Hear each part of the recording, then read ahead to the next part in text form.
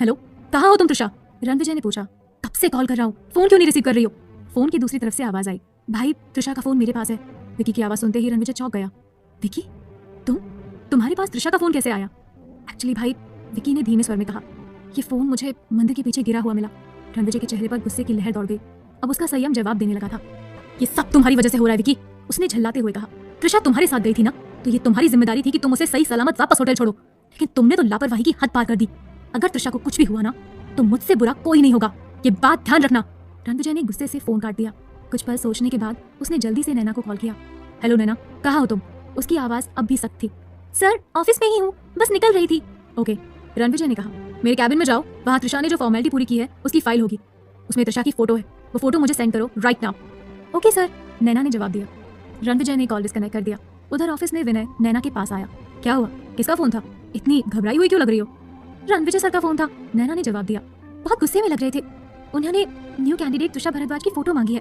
विनय ने हंसते हुए कहा। क्या बात है, हमारे रणविजय सर इस न्यू कैंडिडेट में कुछ ज्यादा ही इंटरेस्ट दिखा रहे हैं। शट अप विनय, नैना ने उसे घूरा।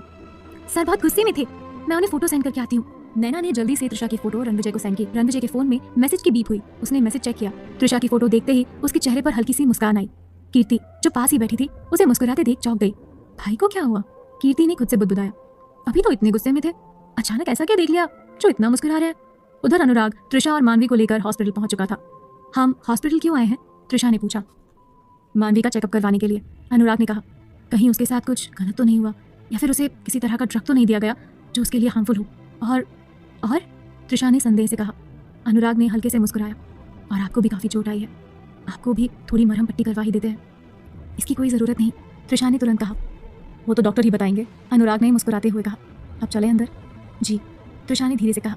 दोनों हॉस्पिटल के अंदर चले गए। बनारस, शारदा निवास। किशन लाल अपने कमरे में चहलकदमी कर रहे हैं।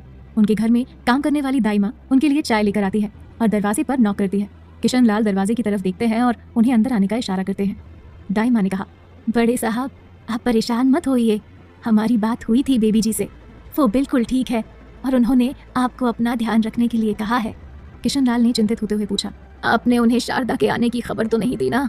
दाई माँ ने मुस्कुराते हुए कहा, हमारे कुछ भी कहने से पहले ही बेबी जी सब समझ जाती है, खास तौर पर तब जब बात उनकी माँ की हो। किशन लाल ने व्यंग्यात्मक मुस्कान के साथ कहा, माँ? दाई माँ ने चाय का कप बढ़ाते हुए कहा, आप चाय पीजिए और आराम कीजिए, अगर आपकी तबीयत बिगड़ी तो बेबी जी हम पर ही नाराज़ होंगी। किशन चाय का कप लेकर चेयर पर बैठते हुए बोले, शारदा कहाँ है? दाई माँ ने जवाब दिया, मैडम तो किसी काम से बाहर गई हैं। किशन लाल ने गंभीर स्वर में कहा, मुझे अच्छे से पता है वो कहाँ और किस काम से गई है, लेकिन जब वापस आएगी तो इस घर में फिर से बवंडर आने वाला है। दाई माँ ने धीरे से कहा, आप आराम कीजिए, हम खाने की तैयारी करते हैं। इतना कहकर वो रूम से चली जाती है और किशन लाल शुभ को कॉल करते हैं, लेकिन उसका फ़ोन स्विच ऑफ आता है। किशन लाल ने खुद से कहा, ये लड़का भी ना पता नहीं अचानक कहाँ गायब हो जाता है। Mumbai police station. विकी और उसके डैड पुलिस स्टेशन पहुंचते हैं। कुलजीत रणविजय को कॉल करते हैं। कुलजीत ने कहा, रणविजय हम पुलिस स्टेशन पहुंच गए, तुम्हें और कितना टाइम लगेगा? रणविजय ने जवाब दिया, मुझे पहुंचने में थोड़ा टाइम लगेगा, अभी ट्रैफिक में फंसा हुआ हूँ, आप तब तक इंस्पेक्टर से बात कीजिए, मैं जल्दी ही पहुंचने की कोशिश करता हूँ। कुलजीत बोले, ओके। इंस्पेक्टर का नाम सुनकर कीर्ति परेशान हो जाती है, लेकिन उसकी हिम्मत नहीं होती कि वो रणविजय से कोई सवाल पूछे। वो पहले ही इतना डांट खा चुकी थी कि और डांट खाने में उसे कोई इंटरेस्ट नहीं था। रणविजय कार ड्राइव करते हुए बोले, तू मुझे ऐसे क्यों देख रही है जैसे कोई भूत देख लिया हो? कीर्ति ने मुंह बनाते हुए कहा, मुझे आपसे कोई बात नहीं करनी, अभी इंडिया आए हो मुझे 1 घंटा भी नहीं हुआ और आपने मुझे डांटना और गुस्सा करना शुरू कर दिया, वो भी बेवजह। रणविजय ने कहा, कीर्ति मैं पहले ही परेशान हूँ और तू अपने सवालों से मुझे परेशान कर रही है, तो गुस्सा तो आएगा ही ना। कीर्ति ने चिढ़ते हुए कहा, तो अपनी परेशानी की वजह ही बता दो ना, कौन है वो लड़की जिसकी वजह से मेरे भाई द ग्रेट रणविजय ओबरॉय इतना परेशान हो रहे हैं? कीर्ति की बात सुनकर रणविजय अपने आईब्रो ऊपर करके उसे देखने लगता है। कीर्ति को उसे देख अपनी हंसी कंट्रोल नहीं होती, वो विंडो से बाहर देखकर किसी तरह खुद को कंट्रोल करती है। रणविजय ने गहरी सांस लेते हुए कहा, सब बताऊंगा लेकिन घर जाने के बाद, अब और कोई सवाल नहीं, ओके? कीर्ति हमें सर हिलाती है, लेकिन उसकी हंसी कंट्रोल होने का नाम ही नहीं ले रही। रणविजय ने चेतावनी दी, कीर्ति अब अगर तूने फालतू में ये खीखी करना बंद नहीं किया ना तो मुझसे बुरा कोई नहीं होगा। विकी ने पूछा, डैड हम बाहर क्यों खड़े हैं? पहले ही बहुत देर हो चुकी है, मैं और टाइम वेस्ट नहीं करना चाहता। कुलजीत बोले, मैं रणविजय का वेट कर रहा हूँ। रणविजय का नाम सुनते ही विकी परेशान हो जाता है। विकी ने घबराते हुए कहा, व्हाट? बड़े भैया क्या करने आ रहे हैं यहाँ? कुलजीत ने गुस्से से कहा, विकी मैं एक ही बात तुम्हें बार बार नहीं समझा सकता, इसीलिए इन फालतू के सवालों में मेरा दिमाग खराब करना बंद करो।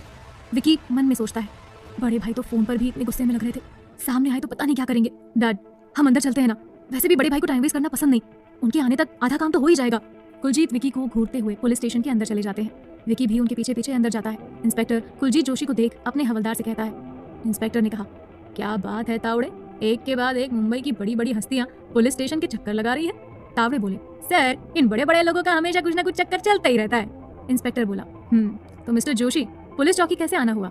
विकी बोला, हमें एक कंप्लेंट लिखवानी है। इंस्पेक्टर उन्हें बैठने का इशारा करते हैं। इंस्पेक्टर ने पूछा, जी क्या कंप्लेंट लिखवानी है? विकी ने गंभीर होकर कहा, किडनैपिंग की। इंस्पेक्टर चौंकते हुए बोले, ओह तो ये बताइए किसका किडनैप हुआ है? विकी इंस्पेक्टर को सारी बात बताता है। इंस्पेक्टर ने कहा, देखिए मिस्टर जोशी, हम 24 घंटे से पहले किसी की भी गुमशुदगी की रिपोर्ट नहीं लिखते और अभी तक तो किडनैप का कोई कॉल भी नहीं आया, तो आप इतने यकीन से कैसे कह सकते हैं कि उसका किडनैप हुआ है? हो सकता है वो अपनी मर्जी से गई हो, किसी से मिलने और आपको बताना भूल गई हो। विकी गुस्से से बोला, इंस्पेक्टर साहब जिस तरह की आवाजें मैंने फोन पर सुनी थी उससे तो मुझे बिल्कुल नहीं लगता कि वो अपनी मर्जी से गई है, और दूसरी बात वो मुंबई में किसी को नहीं जानती, तो किसी से मिलने जाने का तो सवाल ही नहीं उठता। और ये देखिए ये फोन मुझे मंदिर के पीछे मिला है। विकी इंस्पेक्टर को फोन देता है। इंस्पेक्टर विकी को घूरते हुए उसके हाथ से फोन लेता है। इंस्पेक्टर ने पूछा, तो ये फोन आपको मंदिर के पीछे गिरा मिला? विकी ने कहा, हाँ। इंस्पेक्टर ने शक भरे स्वर में पूछा, लेकिन आप वहाँ क्या करने गए थे? विकी बोला, जब कैब ड्राइवर ने मुझे बताया कि वहाँ पर कोई लड़की नहीं है तो मैंने त्रिशा को फोन किया।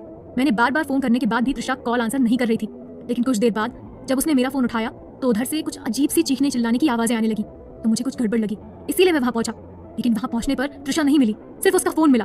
इंस्पेक्टर ने गंभीर होते हुए कहा, कहीं ऐसा तो नहीं कि उनके गायब होने के पीछे आपका ही हाथ हो, क्योंकि वो मंदिर भी तो आप ही के साथ गई थी और उनके गायब होने की खबर भी आप ही देने आए हैं।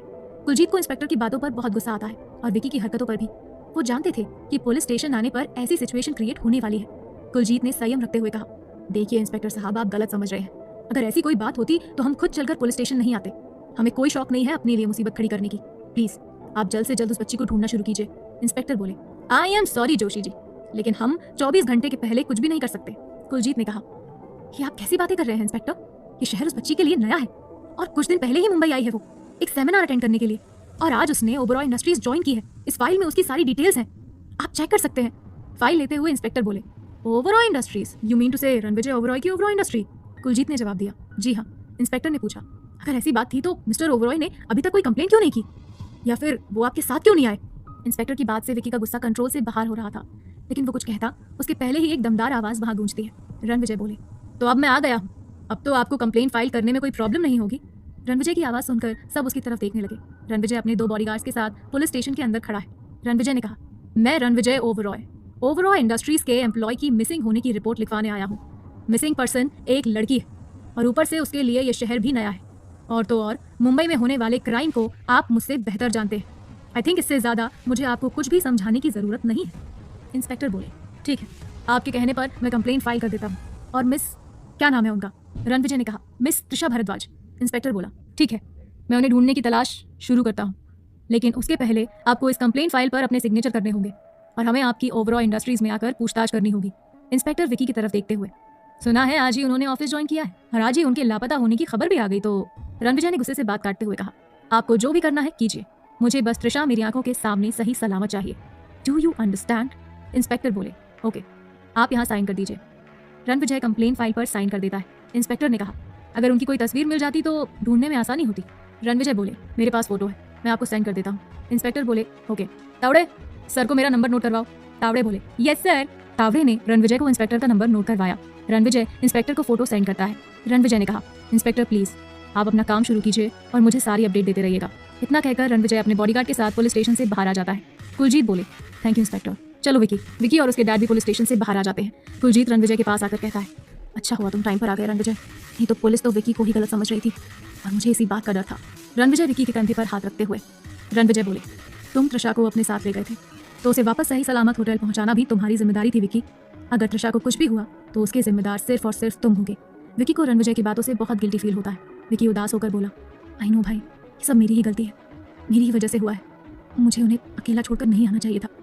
रणविजय को विकी पर बहुत गुस्सा आता है, लेकिन उसे गिल्टी फील होता है ये देख वो उसे ज़्यादा कुछ नहीं कहता और वहाँ से चला जाता है। कुलजीत बोले, विकी तुम परेशान मत हो, त्रिशा मिल जाएगी, अब घर चलो, काफ़ी देर हो गई है। विकी मन में सोचता है, परेशान कैसे ना हो, पता नहीं किस हाल में होगी वो, अगर उन्हें कुछ हो गया तो मैं खुद को कभी माफ़ नहीं कर पाऊंगा, please God save her. Kirti car में ही बैठकर रणविजय के आने का वेट कर रही है। उसकी नज़र विकी पर पड़ती है, उसे देखकर वो बहुत खुश हो जाती है। कीर्ति कार का दरवाज़ा खोलने वाली होती है कि रणविजय आकर ड्राइविंग सीट पर बैठ जाता है। उसे गुस्से में देखकर कीर्ति वहीं रुक जाती है। रणविजय गाड़ी स्टार्ट करता है और वहां से निकल जाता है। कहानी में क्या होगा आगे जानना चाहते हैं अपने सारे सवालों के जवाब? तो सुनिए सीईओ की जिद्दी मोहब्बत। बनारस शारदा निवास। किशन लाल हॉल में बैठे शारदा के आने का इंतजार कर रहे हैं। तभी घर की बेल बजती है और नौकर दरवाजा खोलता है और शारदा का गुस्से से तमतमाता चेहरा देख डर जाता है। शारदा किशन लाल को इग्नोर करते हुए अपने कमरे में जाने लगती है। किशन लाल, क्या मैं जान सकता हूँ इतनी देर तक तुम कहाँ थी? शारदा बिना उसकी तरफ देखे जवाब देती है, किसी जरूरी काम से बाहर गई थी। किशन लाल, क्या मैं जान सकता हूँ तुम्हारा ये जरूरी काम क्या था? शारदा कोई जवाब नहीं देती। किशन लाल गुस्से से, मैं अच्छे से जानता हूँ कि तुम्हें कौन सा जरूरी काम था। मैं तुम्हारे आगे हाथ जोड़ता हूँ कि अब अपनी बेटी को बंधन में बांध कर रखने की कोशिश मत करो। वो बड़ी हो चुकी है और अपना भला बुरा खुद समझ सकती है। उसे उसकी जिंदगी उसके हिसाब से जीने दो, यही हम सबके लिए अच्छा होगा। अब त्रिशा 5 साल की कोई छोटी बच्ची नहीं है, इसीलिए उस पर कंट्रोल करने की अपनी नामुमकिन कोशिश बंद कर दो तुम। शारदा गुस्से से अपने कमरे में चली जाती है। Mumbai city hospital. अनुराग और त्रिशा डॉक्टर के कैबिन में काफी देर से डॉक्टर का वेट कर रहे हैं। थोड़ी देर में डॉक्टर भी आ जाती है। त्रिशा को परेशान देखकर डॉक्टर कहती है, डॉक्टर डोंट वरी, घबराने की कोई बात नहीं है। बच्ची के साथ ऐसा कुछ गलत नहीं हुआ है, लेकिन उसके शरीर पर कुछ निशान है। देखकर लगता है कि मारने पीटने के निशान है और वो काफी डरी भी हुई है। आपको उसका अच्छे से ध्यान रखना होगा। ऐसे केसेस में लोग फिजिकल से ज्यादा मेंटली डिस्टर्ब हो जाते हैं और ये तो छोटी सी बच्ची है, लेकिन आपके प्रॉपर केयर से वो जल्दी सब कुछ भूल जाएगी। थैंक यू डॉक्टर, हम मानवी का पूरा ध्यान रखेंगे और पूरी कोशिश करेंगे कि वो ये सब कुछ भूल जाए। डॉक्टर गुड, उनके सारे टेस्ट हो चुके हैं, कल तक रिपोर्ट आ जाएगी। तब तक आप बस उनका ध्यान रखिए और कुछ मेडिसिन में लिख के देती हूँ।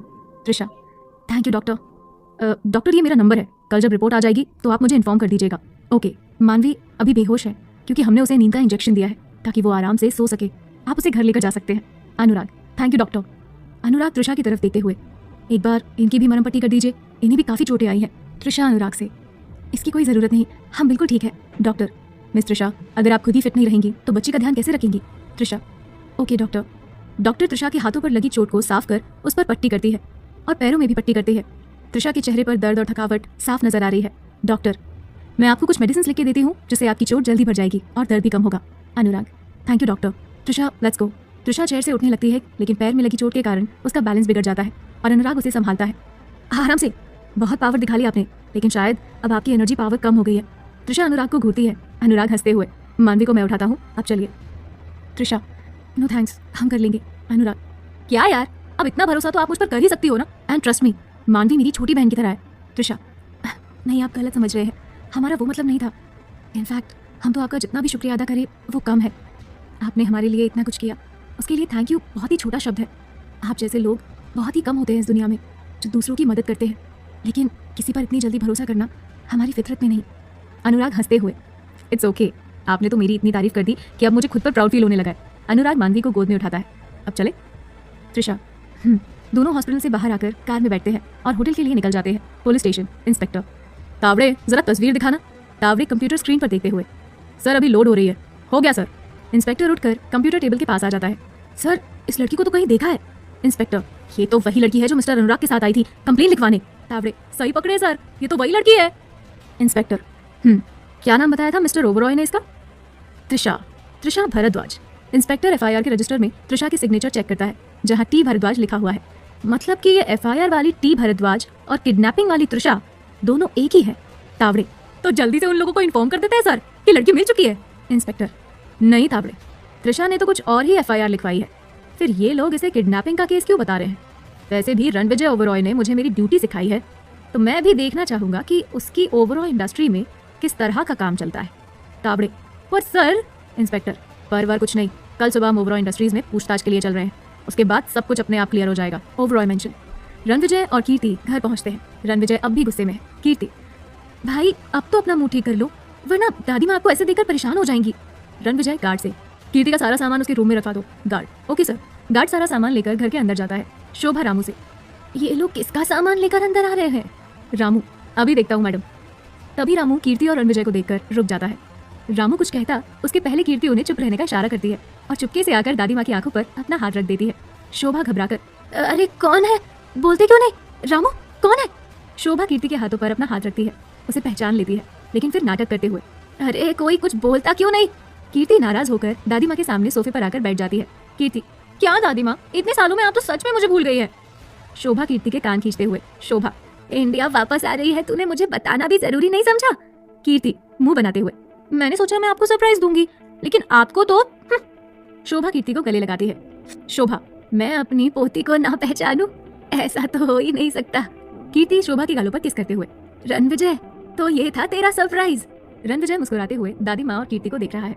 कीर्ति, मेरी प्यारी दादी माँ। शोभा, बस बस, अगर इतना ही प्यार होता तो मुझे छोड़कर विदेश नहीं जाती तू। कीर्ति, ओ दादी माँ, अब तो मैं वापस आ गई हूँ ना, वो भी हमेशा के लिए। शोभा खुशी से, हाँ तू सच कह रही है? कीर्ति हाँ में सर हिलाती है। ठीक है, अब तू जा, फ्रेश होकर आ, मैं खाना लगवाती हूँ। कीर्ति, ओके। शोभा, रणविजय, तू वहाँ खड़ा क्या कर रहा है? तुझे याद है ना, आज का डिनर तू हमारे साथ करेगा?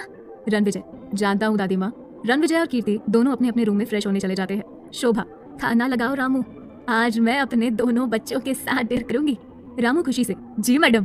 कुछ देर में कीर्ति और रणविजय फ्रेश होकर नीचे आते हैं। शोभा उन दोनों का बड़ी उत्सुकता से डाइनिंग टेबल पर इंतजार कर रही है। कीर्ति चेयर पर बैठे हुए, आज कितने दिनों बाद घर का खाना मिलेगा।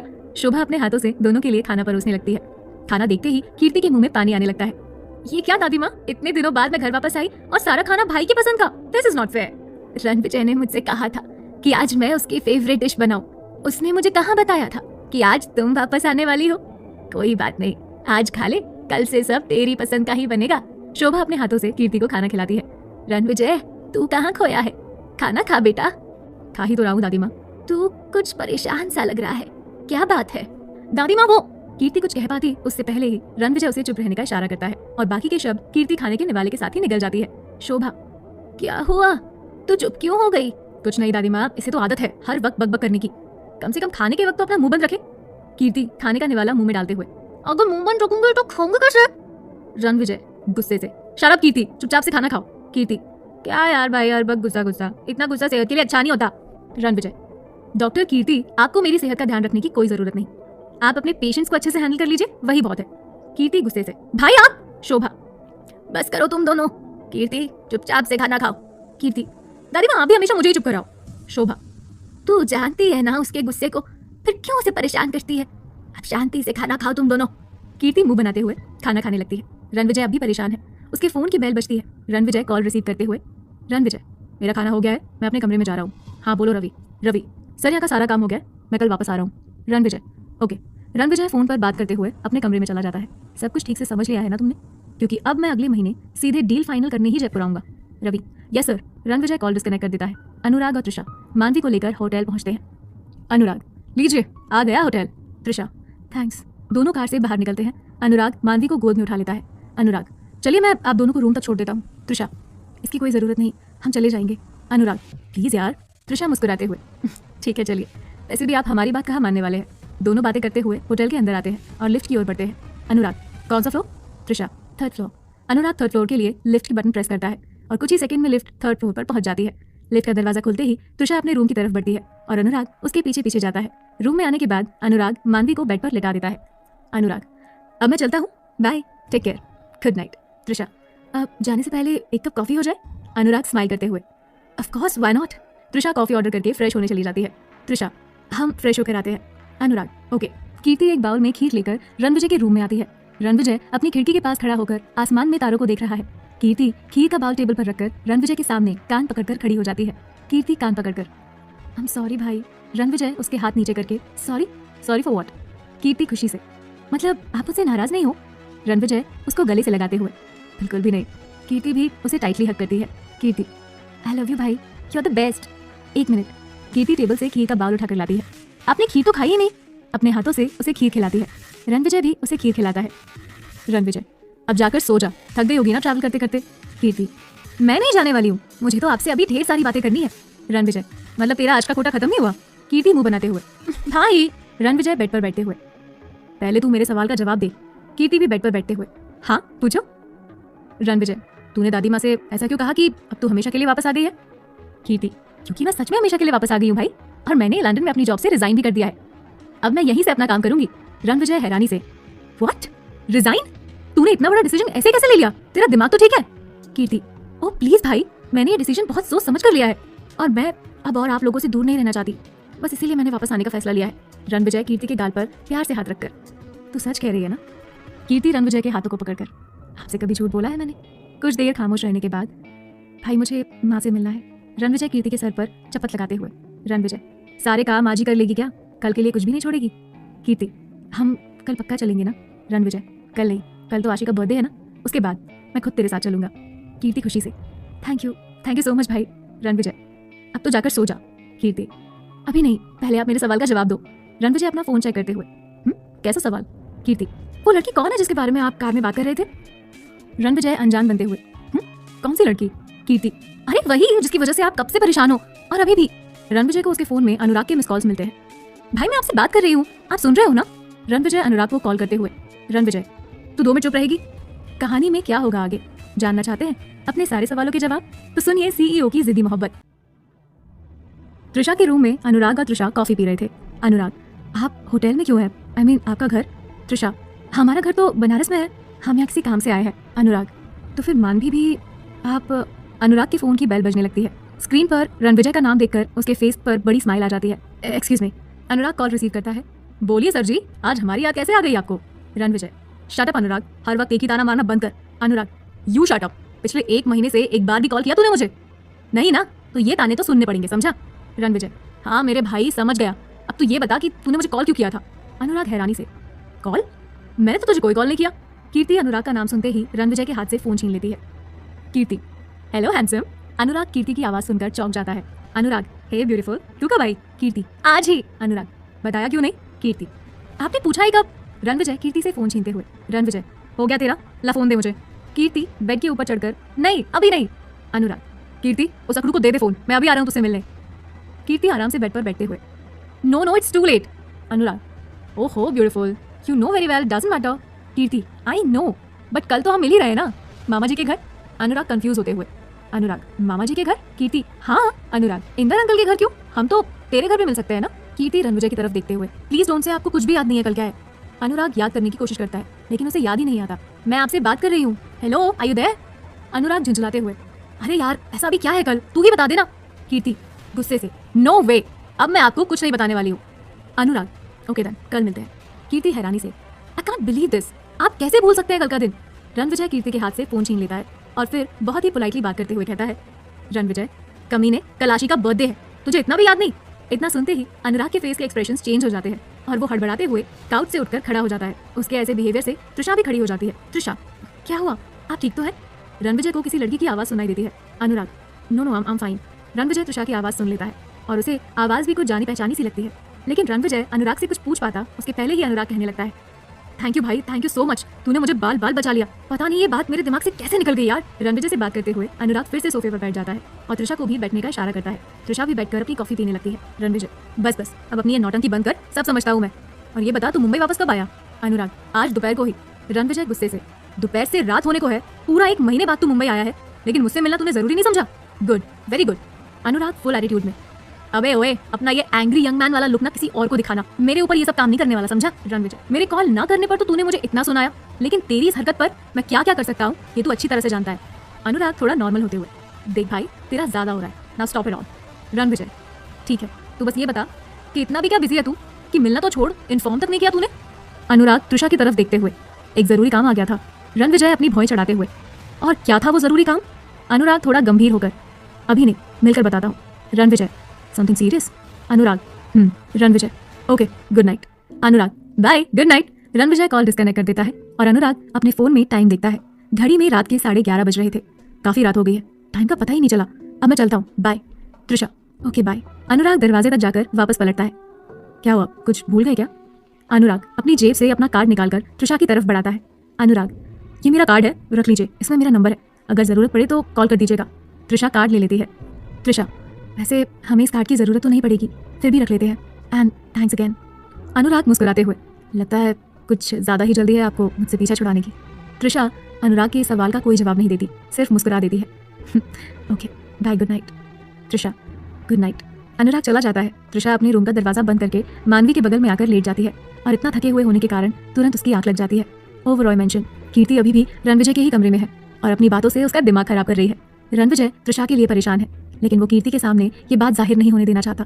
रणविजय, देख काफ़ी रात हो गई है, जाकर सो जा। कीर्ति मन में, ऐसे कैसे चली जाऊँ भाई, पहले मुझे ये जानना है कि आखिर कौन है वो लड़की जिसके लिए मेरा भाई इतना परेशान हो रहा है। रणविजय। कीर्ति, मैं तुझसे बात कर रहा हूँ। कीर्ति, नहीं। रणविजय, क्या नहीं? कीर्ति, नहीं, मुझे नींद नहीं आ रही है भाई।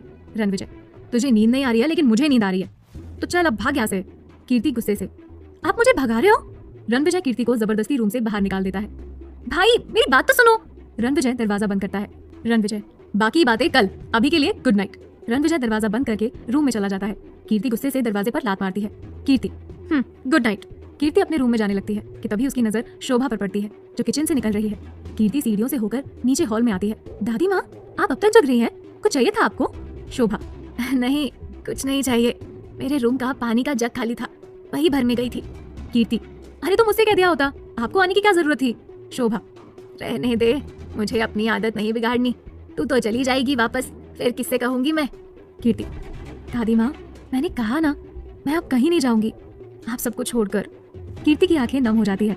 शोभा कीर्ति के आंसू पोंछती है। शोभा, मेरी गुड़िया की आंखों में आंसू बिल्कुल अच्छे नहीं लगते। कीर्ति रोते हुए, आई एम सॉरी दादी माँ। शोभा, अब रोना बंद कर। लेकिन कीर्ति का रोना बंद ही नहीं हो रहा है। चुप हो जा बेटा। रणविजय ऊपर से सब देख रहा है। कीर्ति को इस तरह रोता देख उसे बिल्कुल अच्छा नहीं लगता।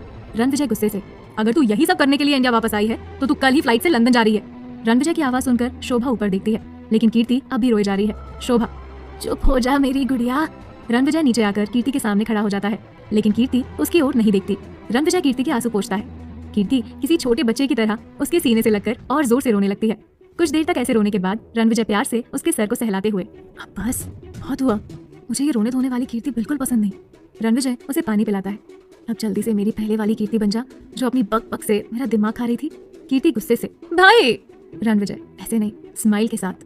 कीर्ति मुस्कुराते हुए रणविजय को गले से लगा लेती है। कीर्ति, अब ठीक है। रणविजय, परफेक्ट। शोभा, अगर तुम दोनों का एक दूसरे पर प्यार लुटाना हो गया हो तो अब सोने चले। कीर्ति शोभा के गाल पर किस करते हुए, गुड नाइट दादी माँ, गुड नाइट भाई। कीर्ति अपने रूम में जाने लगती है। रणविजय, कीर्ति रुक। कीर्ति, अब क्या हुआ? रणविजय, आज तू दादी माँ के कमरे में सोएगी। कीर्ति, मैं ठीक हूँ भाई। शोभा, लेकिन मैं तो अपनी पोती के साथ ही सोऊंगी। कीर्ति, अच्छा ठीक है, चलिए। Ranvijay, good night. सब सोने चले जाते हैं। भरद्वाज सदन।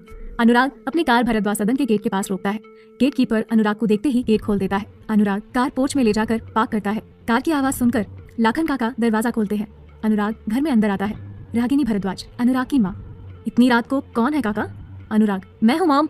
रागिनी, बेटा तू अचानक कैसे आ गया, बताया भी नहीं, और भाई साहब नहीं आए तेरे साथ?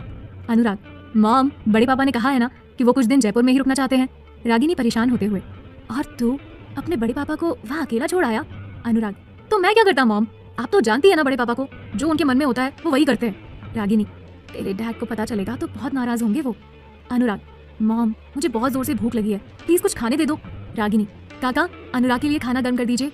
अनुराग अपने रूम में जाते हुए, अनुराग, काका खाना मेरे रूम में ले आइएगा, I am very tired. Lakhan काका, जी बाबा। रागिनी भी अपने रूम में चली जाती है। शिवम भरद्वाज, रागिनी के पति, अपने लैपटॉप में कुछ काम कर रहे हैं। शिवम, क्या हुआ, इतनी परेशान क्यों हो? रागिनी बेड पर बैठते हुए, वो भाई साहब जयपुर में ही रुक गए और अनुराग को वापस भेज दिया है उन्होंने। शिवम, क्या जरूरत थी भैया को वहाँ रुकने की, क्यों खुद को हर वक्त तकलीफ देते रहते हैं, मैं अभी फोन करता हूँ। रागिनी, इतनी रात को फोन मत कीजिए, वो परेशान हो जाएंगे, कल सुबह बात कर लीजिएगा। शिवम, ठीक है, मैं अनुराग से मिलकर आता हूँ। रागिनी, बहुत थक गया है वो, उससे भी आप कल ही सुबह मिल लीजिएगा, रात बहुत हो गई है, सो जाइए। शिवम, ये भी ठीक है। Hotel blue angel. सुबह के 7 बज रहे हैं और मानवी की नींद खुल जाती है। मानवी खुद को अनजान जगह में देखकर डर जाती है, लेकिन फिर त्रिशा को देख उसे जोर से हक कर लेती है और त्रिशा की भी नींद खुल जाती है। त्रिशा, गुड मॉर्निंग मानवी। मानवी त्रिशा के गाल पर किस करते हुए, गुड मॉर्निंग। त्रिशा, अब तो हमारी मॉर्निंग सच में गुड हो जाएगी। त्रिशा की नजर घड़ी पर पड़ती है। 7 बज गए, हम अभी तैयार होकर आते हैं, आप यहीं पर आराम कीजिए, ठीक है? त्रिशा अपने कपड़े निकालकर वॉशरूम की तरफ भागती है। जल्दी जल्दी में उसके पैर की चोट में झटका लग जाता है। आउच! त्रिशा जमीन पर बैठ जाती है। मानवी जल्दी से बेड से उठकर उसके पास आती है। क्या हुआ दीदी, तुम ठीक तो हो, तुम्हें लगी तो नहीं? त्रिशा, नहीं, कहीं नहीं लगी, हम बिल्कुल ठीक है। मानवी, ये तुम्हारे पैर को क्या हुआ? त्रिशा, ये तो हल्की सी चोट है, ठीक हो जाएगी, तुम आराम करो, हम नहाकर आते हैं। त्रिशा रेडी होने चली जाती है। कहानी में क्या होगा आगे जानना चाहते हैं अपने सारे सवालों के जवाब? तो सुनिए सीईओ की जिद्दी मोहब्बत। शोभा मंदिर में पूजा कर रही है, कीर्ति सो रही है और रणविजय अपने रूम में रेडी हो रहा है। रणविजय रेडी होकर इंस्पेक्टर को कॉल करता है। रणविजय, इंस्पेक्टर, कुछ पता चला त्रिशा का? इंस्पेक्टर, हम कोशिश कर रहे हैं, लेकिन हमें ओबेरॉय इंडस्ट्रीज में पूछताछ करनी होगी। रणविजय, जो करना है कीजिए, लेकिन जल्द से जल्द त्रिशा का पता लगाइए। इंस्पेक्टर कॉल डिस्कनेक्ट कर देते हैं। रणविजय नीचे आता है। शोभा, कहाँ जा रहा है? रणविजय, ऑफिस। शोभा, नाश्ता तो कर ले, रणविजय, आज नहीं दादी, बहुत ज़रूरी काम है, प्लीज़ मुझे मत रोकिए। शोभा, तू भूल रहा है कि हमें तेरे मामा जी के घर जाना है। रणविजय, दादी माँ मुझे पता है कि आज आशी का बर्थडे है, लेकिन पार्टी तो शाम को होगी ना, तो अभी से वहाँ जाकर क्या करूँगा। शोभा, अभी पूजा है बेटा। रणविजय, सॉरी दादी, लेकिन मैं किसी पूजा में नहीं जाने वाला, और आप भी मुझे फोर्स मत कीजिए प्लीज़। वैसे कीर्ति का है, दिखाई नहीं दे रही। शोभा, अब तक उठी नहीं है। रणविजय, उसे उठाइए भी मत, आराम करने दीजिए, काफ़ी थक गई होगी। शोभा, ठीक है। रणविजय, बाय दादी माँ। शोभा, हाँ बाय। Police station.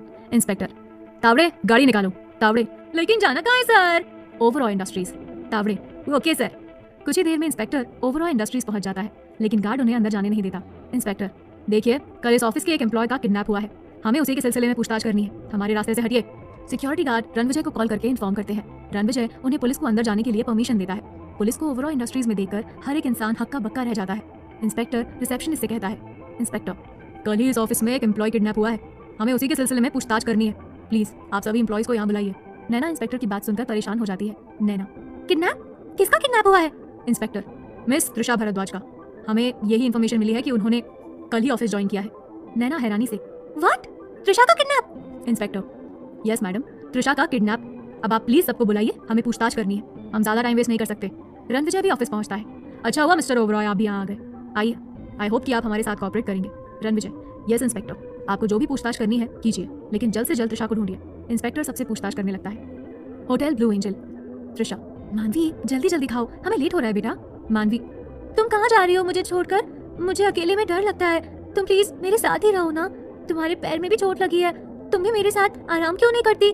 त्रिशा प्यार से मानवी के गाल को छूकर, हमने कहा था ना आपसे, डरने की कोई जरूरत नहीं है, और हम कहीं नहीं जा रहे हैं आपको छोड़कर, समझे आप? मानवी त्रिशा का हाथ पकड़कर, सच्ची? त्रिशा, हाँ, लेकिन अभी हमें एक जरूरी काम से बाहर जाना है, थोड़ी देर में वापस आ जाएंगे, उसके बाद आप और हम दोनों शॉपिंग के लिए चलेंगे, आपके लिए न्यू ड्रेस लेना है, ओके? मानवी खुशी से, मेरे लिए नए कपड़े?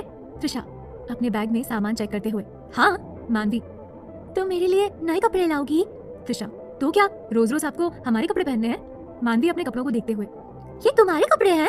त्रिशा अपना दुपट्टा ठीक करते हुए, तो और किसके होंगे यहाँ पर?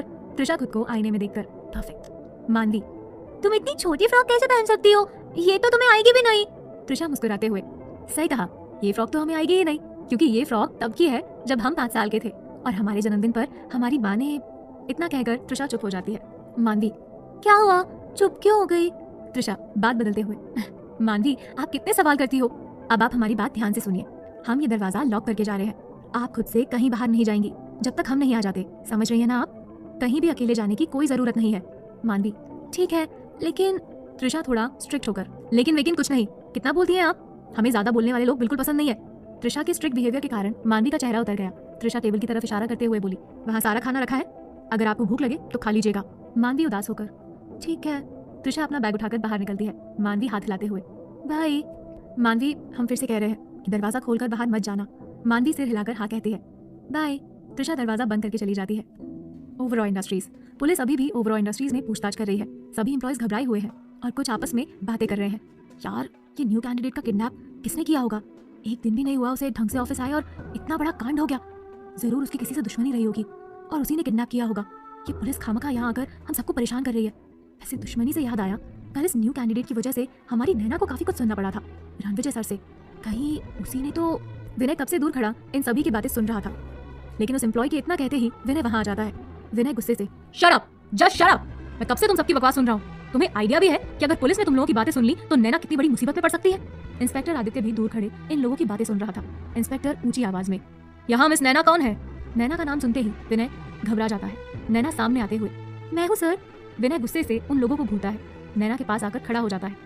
नैना जी, कल आपका मिस त्रिशा के साथ कोई झगड़ा हुआ था? इंस्पेक्टर की बातें सुनकर नैना घबरा जाती है। विनय उसका हाथ पकड़ लेता है। विनय, इन सभी बातों से त्रिशा के किडनैप होने का कोई लेना देना नहीं है। इंस्पेक्टर स्माइल करते हुए, मिस त्रिशा की किडनैपिंग से किसका कितना लेना देना है यही जानने के लिए तो हम यहाँ आए हैं मिस्टर। इंस्पेक्टर नैना की तरफ देखते हुए, हाँ, तो आप हमारे सवालों का जवाब यहाँ देना पसंद करेंगी या फिर थाने चलकर? नैना घबराते हुए, आप क्या कहना चाह रहे हैं, मुझे कुछ समझ नहीं आ रहा। इंस्पेक्टर, सब समझ में आ जाएगा मैडम। इंस्पेक्टर चेयर खींचकर नैना को उस पर बैठने का इशारा करता है। 2 लेडी कांस्टेबल उसके पास आकर खड़ी हो जाती है। बैठिए। नैना चेयर पर आकर बैठ जाती है। हमें वो सब जानना है जो कल आपके और मिस त्रिशा के बीच हुआ। नैना, कल हमारे बीच ऐसा कुछ नहीं हुआ जो मैं आपको बताऊं। आप मेरी बात समझ क्यों नहीं रहे इंस्पेक्टर साहब? इंस्पेक्टर, समझ तो आप नहीं रही है मैडम जी। आपकी ये होशियारी आप पर कितनी भारी पड़ सकती है, इसीलिए जितना पूछ रहा हूँ उतना जवाब दीजिए। नैना गुस्से से, कल हमारे बीच कोई झगड़ा नहीं हुआ था, सिर्फ एक छोटी सी मिसअंडरस्टैंडिंग हुई थी बस। त्रिशा के ऑफिस पहुंचते ही विनय की नजर मेन गेट से आती हुई त्रिशा पर पड़ती है। विनय उसे पहचानने की कोशिश करता है। इंस्पेक्टर, कैसी मिसअंडरस्टैंडिंग, पूरी बात बताइए। विनय सोचते हुए, ये तो कल वाली न्यू कैंडिडेट लग रही है। विनय के फेस पर एक बड़ी सी स्माइल आ जाती है। वो गुस्से से इंस्पेक्टर को घूरते हुए, इंस्पेक्टर साहब, अब आपको पूरी बात मिस त्रिशा ही बताएंगी। विनय की बात सुनकर सब उसकी तरफ देखने लगते हैं और इंस्पेक्टर गुस्से से कहता है, इंस्पेक्टर, कहना क्या चाहते हैं आप? विनय मेन गेट की तरफ इशारा करते हुए, मेरी सीधी सी बात आपको समझ नहीं आ रही है इंस्पेक्टर साहब, कि अब आपको पूरी बात मिस त्रिशा खुद बताएंगी। इंस्पेक्टर मेन गेट से आती हुई त्रिशा को देखता है। सबकी नजरें त्रिशा पर ही है। खुद को इस तरह देखता पाकर त्रिशा को थोड़ा अजीब सा लगता है। ऑफिस के अंदर आने पर त्रिशा की नजर इंस्पेक्टर आदित्य पर पड़ती है। त्रिशा हैरानी से, हमने तो आपको ऑफिस का एड्रेस दिया ही नहीं, फिर आप यहाँ कैसे? क्या उन दोनों का कुछ पता चला? इंस्पेक्टर मुस्कुराते हुए, नहीं त्रिशा जी, हम तो यहाँ किसी और केस के सिलसिले में आए हैं। त्रिशा, ओह आई एम सॉरी, हमें लगा कि आप। इंस्पेक्टर, आपको सॉरी कहने की कोई जरूरत नहीं है त्रिशा जी, क्योंकि इस केस से भी आप ही रिलेटेड है। त्रिशा हैरानी से, मतलब क्या है आपका? हम कुछ समझे नहीं। इंस्पेक्टर, मिस्टर रणविजय ओबरॉय ने आपकी किडनैपिंग की रिपोर्ट लिखवाई है, उसी की पूछताछ करने के लिए हम यहाँ आए हैं। त्रिशा हैरानी से, व्हाट, हमारी किडनैपिंग? इंस्पेक्टर, जी हाँ, आपकी किडनैपिंग। कल दोपहर से जब आप लापता हुई तो कुछ लोगों ने आपको ढूंढने की कोशिश की। आपके ना मिलने पर उन्होंने आकर आपके किडनैपिंग की रिपोर्ट लिखवाई, उसी के सिलसिले में पूछताछ करने हम यहाँ आए हैं। और यहाँ आकर हमें पता चला कि कल आपकी इन मैडम से कुछ बहस हो गई थी। त्रिशा और इंस्पेक्टर की बात सुनकर सभी लोग कंफ्यूज हो जाते हैं। विनय जाकर रणविजय को इन्फॉर्म करता है कि त्रिशा ऑफिस आ गई है। रणविजय अपने कैबिन से बाहर आता है। त्रिशा को देखकर उसके फेस पर स्माइल आती है, लेकिन उन दोनों की बहस को वो समझ नहीं पाता। त्रिशा गुस्से से इंस्पेक्टर को घूरते हुए, आपका दिमाग खराब है? त्रिशा नैना के पास जाकर उसे उन दो लेडीज कांस्टेबल के बीच से उठाती है और इंस्पेक्टर के बिल्कुल सामने खड़ी हो जाती है। आप बहुत अच्छी तरह से जानते हैं कि हम कल कहाँ थे और हमारे साथ क्या हुआ, फिर भी आप यहाँ आकर इन लोगों को परेशान कर रहे हैं, इस लड़की से बेवजह के सवाल पूछ रहे हैं और इसकी इंसल्ट कर रहे हैं। इंस्पेक्टर, नो, आप गलत समझ रही हैं मैडम। हम तो यहाँ सिर्फ ये पता लगाने आए हैं कि कल जो आपके साथ हुआ उसमें और आपकी किडनैपिंग कंप्लेन का आपस में कोई कनेक्शन तो नहीं? कहीं किसी ने जानबूझकर आपके साथ कल वो सब? इंस्पेक्टर की बातों से त्रिशा को लगता है कि वो मानवी का केस घुमाने की कोशिश कर रहे हैं। त्रिशा गुस्से से इंस्पेक्टर को उंगली दिखाते हुए, हम बहुत अच्छे से समझ रहे हैं कि आप क्या करने की कोशिश कर रहे हैं, लेकिन हमने कल रात ही आपसे कह दिया था कि मानवी के केस को बिल्कुल भी घुमाने की कोशिश मत कीजिए।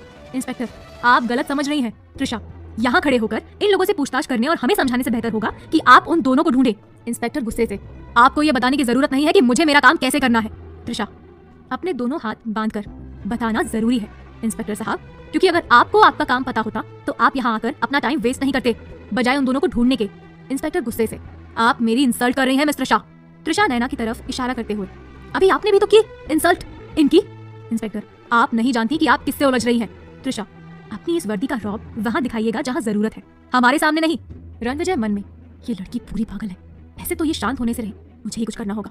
रणविजय ऊंची आवाज में, all of you get back to work. सभी अपना काम करने चले जाते हैं। रणविजय इंस्पेक्टर के पास आकर, हम मेरे कैबिन में चलकर बात करते हैं। Inspector, okay. रणविजय, इंस्पेक्टर और तावड़े तीनों के कैबिन में चले जाते ही त्रिशा नैना के पास आकर, त्रिशा, I'm sorry, मेरी वजह से आपकी इतनी इंसल्ट हुई। Naina, it's okay, I can understand. तुम्हारे पैर में चोट कैसे लगी? त्रिशा, ये चोट तो कल, बहुत लंबी कहानी है, बाद में सुनाते हैं आपको। नैना, ओके, वैसे भी तुम्हें अभी रणविजय सर के कैबिन में जाना चाहिए। त्रिशा, त्रिशा धीरे धीरे अपने कदम बढ़ा रही है। इतनी देर तक खड़े होने के कारण पैर में चोट का दर्द और भी ज्यादा बढ़ गया है। नैना त्रिशा की बाह पकड़ते हुए, चलो मैं तुम्हें छोड़ देती हूँ सर के कैबिन तक। त्रिशा, नहीं, हम चले जाएंगे, इसकी कोई ज़रूरत नहीं है। नैना, वो तो दिख ही रहा है, अब चले। त्रिशा, ओके। नैना त्रिशा को सहारा देकर रणविजय के कैबिन तक ले जाती है। Thanks Naina, you are welcome. Naina चली जाती है। त्रिशा डोर नॉक करती है। Trisha, may I come in sir? Ranvijay, yes come in. Trisha धीमी धीमी कदमों से चलते हुए कैबिन के अंदर आती है। क्या हुआ, तुम ऐसे क्यों चल रही हो? रणविजय अपने चेयर से उठकर त्रिशा के पास आता है। त्रिशा, वो कल मंदिर के बाहर। रणविजय गुस्से से त्रिशा की बाह पकड़ते हुए, कहा था ना मैंने, चलो होटल तक ड्रॉप कर देता हूँ, लेकिन नहीं, तुम्हें तो मेरी कोई बात माननी ही नहीं है। त्रिशा गुस्से से रणविजय का हाथ झटकते हुए, क्यों माने हम आपकी बात? रणविजय, तुमसे तो बात ही करना बेकार है। इंस्पेक्टर, अब आप ही इन्हें समझाइए मिस्टर ओबरॉय। रणविजय, आप किस केस की बात कर रहे हैं inspector, please tell me. Inspector Trisha और अनुराग द्वारा लिखाई गई कंप्लेन के बारे में रणविजय को सब कुछ बताते हैं। तो ये बात है, तो ये बात आपने मुझे कल क्यों नहीं बताई जब मैं पुलिस स्टेशन आया था? इंस्पेक्टर थोड़ा नर्वस होते हुए, आपकी दी हुई तस्वीर आपके जाने के 15-20 मिनट बाद मैंने देखी। रणविजय, फोटो देखने के बाद तो आप मुझे इन्फॉर्म कर सकते थे ना? इंस्पेक्टर, कर सकता था, लेकिन इनकी एफआईआर और आपकी किडनैपिंग कंप्लेन के बीच कोई कनेक्शन नहीं। मुझे लगा कि त्रिशा के साथ जो कुछ भी हुआ, कहीं उन सबके पीछे किसी की सोची समझी साजिश तो नहीं। त्रिशा, फिर से वही बात। इंस्पेक्टर, देखिए मैडम, आपको फिर से समझा रहा हूँ, ये केस ह्यूमन ट्रैफिकिंग का लगता है। आप खामखा इन मामलों में पड़ रही हैं। Ranvijay, what? Human trafficking? Trisha, listen inspector साहब, इस बारे में कल ही बात कर चुके हैं हम। प्लीज अब आप बिना टाइम वेस्ट किए उन दोनों को ढूंढिए। It's a request. इंस्पेक्टर खड़े होकर, तो ठीक है, आप उस बच्ची को पुलिस स्टेशन लेकर आ जाइएगा ताकि हम स्केच रेडी करवा सके और उन दोनों की पहचान हो सके। त्रिशा, मानवी अब पुलिस स्टेशन नहीं जाएगी। उन लड़कों को हमने भी देखा था, तो स्केच बनाने में उनका होलिया हम आपको बता सकते हैं। इंस्पेक्टर, तो ठीक है, आपको हमारे साथ पुलिस स्टेशन चलना होगा।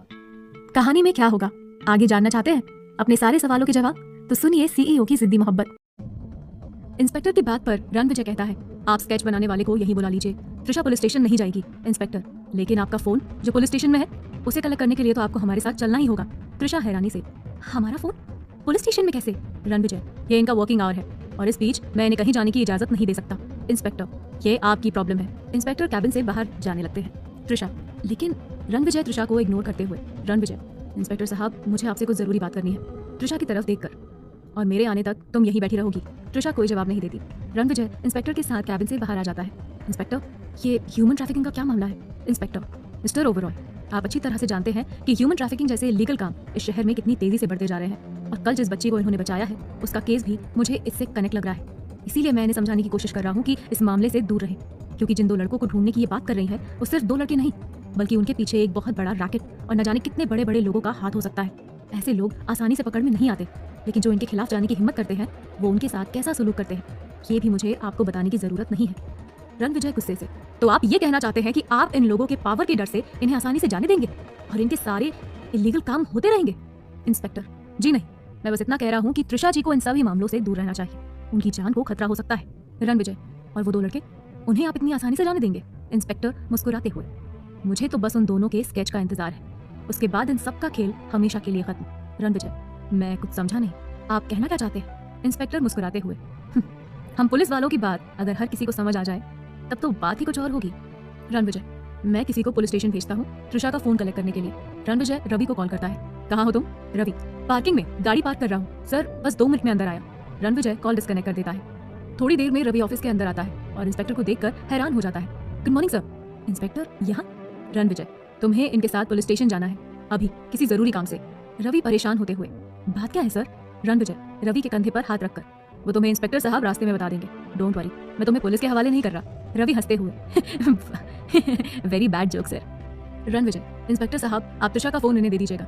Inspector, okay. रवि इंस्पेक्टर के साथ चला जाता है। रणविजय अपने कैबिन में आता है। त्रिशा दोनों हाथों से अपना सर पकड़े टेबल पर झुककर बैठी है। रणविजय, क्या हुआ तुम्हें, ऐसे क्यों बैठी हो? तबीयत तो ठीक है ना? त्रिशा अपना सिर उठाकर रणविजय की तरफ देखती है। Yes I am fine.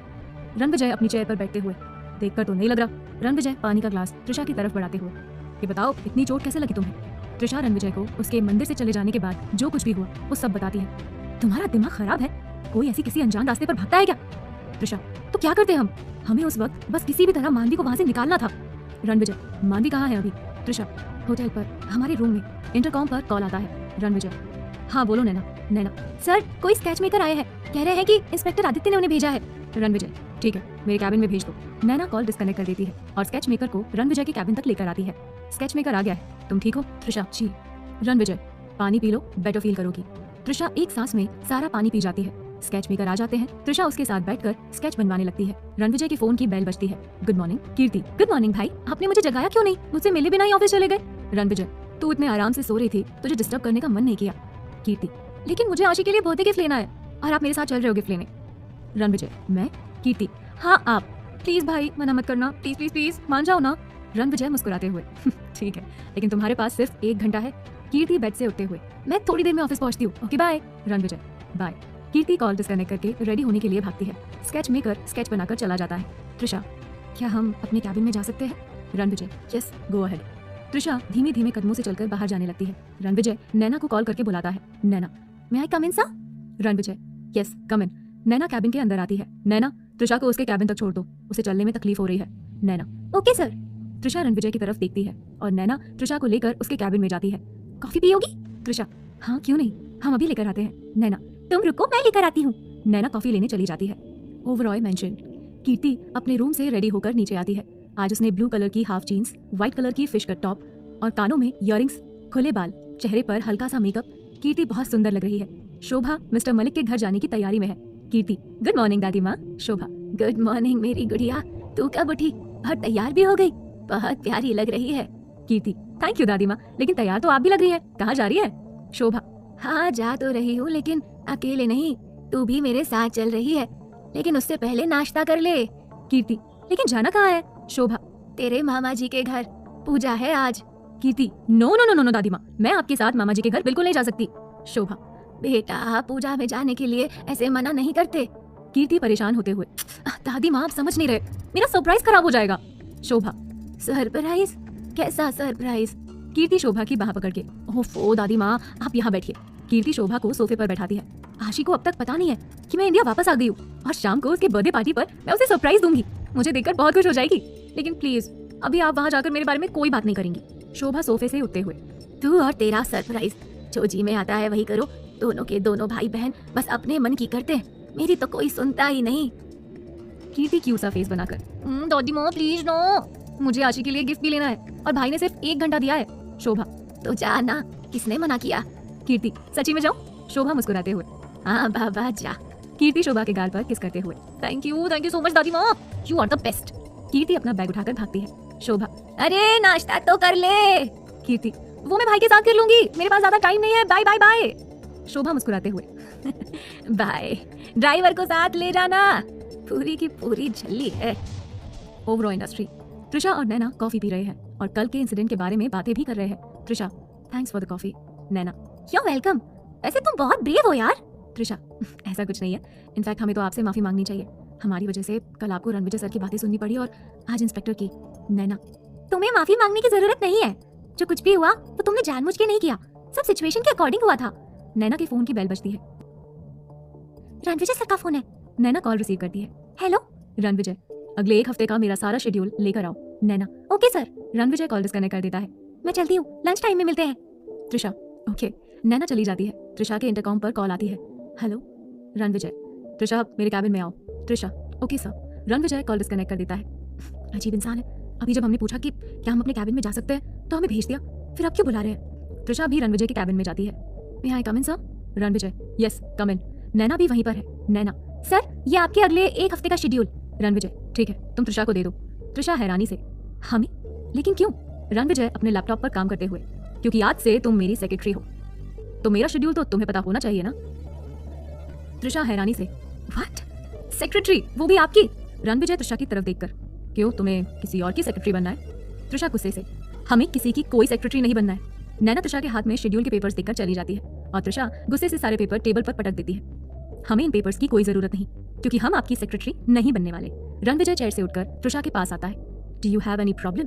Trisha गुस्से से, yes I have many problem and you are my big problem. Ranvijay मुस्कुराते हुए, कोई बात नहीं, हम तुम्हारी सारी प्रॉब्लम आराम से बैठकर सॉल्व करेंगे, ओके? लेकिन फिलहाल के लिए तुम मेरी सेक्रेटरी हो। त्रिशा, बिल्कुल नहीं। रणविजय, मेरे एक सवाल का जवाब दो। त्रिशा, क्या? रणविजय, यहाँ बॉस कौन है? त्रिशा रणविजय को घूरते हुए, आप। रणविजय, तो ऑर्डर्स किसके चलेंगे? त्रिशा गुस्से से, आपके। Ranvijay, very smart. I think अब मुझे तुम्हें कुछ भी समझाने की जरूरत नहीं है। त्रिशा कोई जवाब नहीं देती। अब मेरे लिए 1 कप कॉफी लेकर आओ। लेकिन त्रिशा वहां से नहीं जाती। सुना नहीं तुमने? त्रिशा, हमें कॉफी बनानी नहीं आती। रणविजय मुस्कुराते हुए, जैसी आती है वैसी बना कर लाओ। त्रिशा बड़बड़ाते हुए चली जाती है और थोड़ी देर में कॉफी लेकर आती है। Trisha, may I come in sir? Ranvijay, yes come in. Trisha अंदर आती है, लेकिन रणविजय सामने चेयर पर नहीं। तभी पीछे से आवाज आती है, कॉफी इधर लेकर आओ। त्रिशा देखती है रणविजय काउच पर बैठा अपना काम कर रहा है।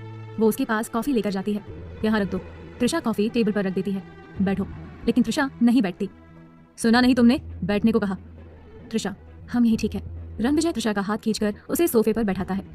ये क्या कर रहे हैं आप? रणविजय, तुम्हें एक बार में मेरी कोई बात समझ क्यों नहीं आती? त्रिशा रणविजय का हाथ झटक कर, क्योंकि आपकी बातों में हमें कोई इंटरेस्ट नहीं है। रणविजय, तुम्हारे जैसी लड़की से बात ही करना बेकार है। त्रिशा गुस्से से, हमारी जैसी लड़की से क्या मतलब है आपका? रणविजय त्रिशा के करीब आकर, तुम्हारी जैसी लड़की मतलब? त्रिशा अपनी आंखें बड़ी बड़ी करके रणविजय को घूरते हुए, मतलब? रणविजय त्रिशा की आंखों में देखते हुए बड़े प्यार से, त्रिशा भारद्वाज जैसी लड़की। एक पल के लिए त्रिशा रणविजय के इन 4 शब्दों में खो जाती है और रणविजय त्रिशा के चेहरे पर आने वाले भावों को पढ़ने की कोशिश कर रहा है। त्रिशा रणविजय को धक्का देकर खड़ी हो जाती है और रणविजय काउच पर गिर जाता है। तृषा गुस्से से, कितनी बार कहा है हमने आपसे, दूर रहिए हमसे। रणविजय उठकर तृषा के पास आता है। रणविजय, अच्छा तो अब तुम मुझे ऑर्डर्स दोगी? तृषा, देखिए आप हमारे पास मत आइए। रणविजय तृषा के पास आकर, फिर से ऑर्डर? तृषा अपने कदम पीछे हटाने लगती है। हम आपको ऑर्डर नहीं दे रहे। रणविजय तृषा की तरफ बढ़ते हुए, अच्छा तृषा, हाँ जब हमने कहा कि हमें नहीं बैठना तो जबरदस्ती हमारे हाथ खींचकर बैठाया आपने।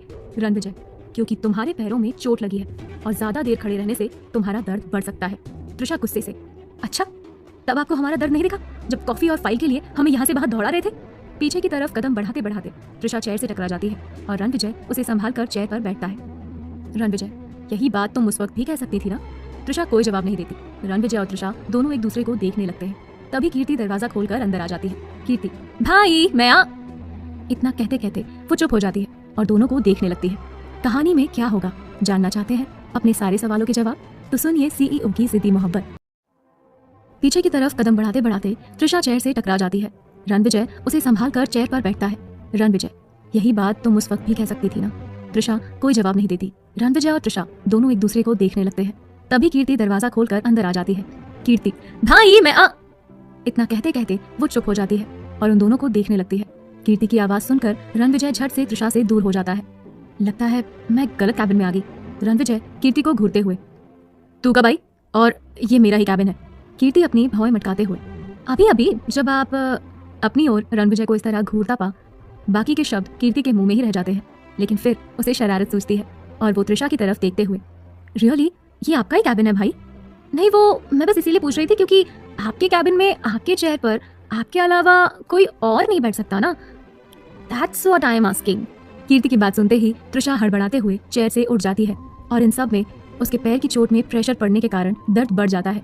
तृषा जोर से चीखती है, आउच! रणविजय उसे संभालते हुए चेयर पर बैठने लगता है। रणविजय परेशान होते हुए, तुम्हें लगी तो नहीं? यहाँ बैठो। तृषा रणविजय को खुद से दूर करते हुए, हम ठीक है। कीर्ति भी तृषा के पास आकर उसके पैर को देखते हुए, कीर्ति ठीक तो ये किसी एंगल से नहीं लग रहा, इतनी चोट कैसे लगी आपको? तृषा, नहीं हम बिल्कुल ठीक है। कीर्ति, आपकी ड्रेसिंग चेंज करनी होगी वरना इन्फेक्शन हो सकता है। लास्ट टाइम ड्रेसिंग कब करवाई है आपने? तृषा, कल शाम को। रणविजय, तू इनकी ड्रेसिंग चेंज कर दे कीर्ति। तृषा, नहीं इसकी कोई जरूरत नहीं है, आप इस तरह से हमारे पैर ऐसे कैसे आप? कीर्ति हंसते हुए बोली, अरे आप घबराइए मत, मैं एक प्रोफेशनल डॉक्टर हूँ। कीर्ति की बात सुनकर तृषा भी थोड़ा मुस्कुराती। रणविजय कीर्ति को फर्स्ट एड बॉक्स देता है। रणविजय, तू ड्रेसिंग कर, इनकी तो आदत है हर बात में ना बोलने की। कीर्ति तृषा को काउच पर बैठाकर उसकी पट्टी चेंज करने लगती है। रणविजय भी वहीं बैठकर अपना काम करने लगता है।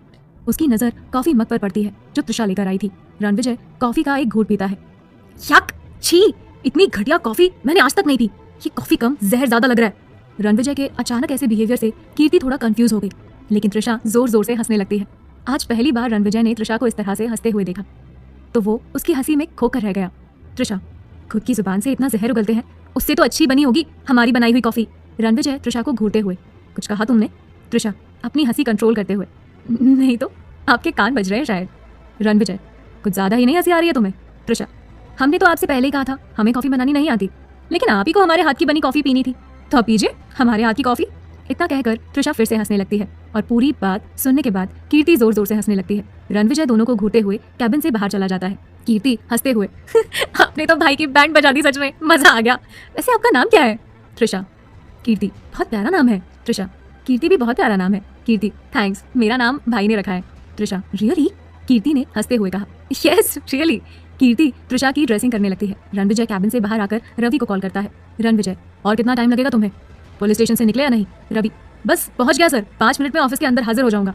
रणविजय कॉल डिस्कनेक्ट करके नैना के पास आ जाता है। नैना रणविजय को देखकर हड़बड़ाते हुए खड़ी हो जाती है। नैना, सर आपने मुझे बुला लिया होता, आपने क्या तकलीफ की?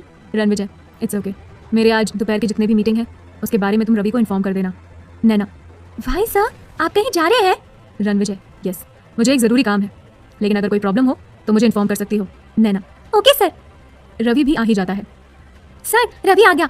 रवि की नज़र रिसेप्शन के पास खड़े रणविजय पर पड़ती है तो वो वहीं आ जाता है और रणविजय को फ़ोन हैंड ओवर करता है। रणविजय फ़ोन लेते ही, थैंक्स, नैना की तरफ देखते हुए, everything is clear? Naina, yes sir. Ranvijay, good. इतना कहकर रणविजय वहाँ से निकल जाता है।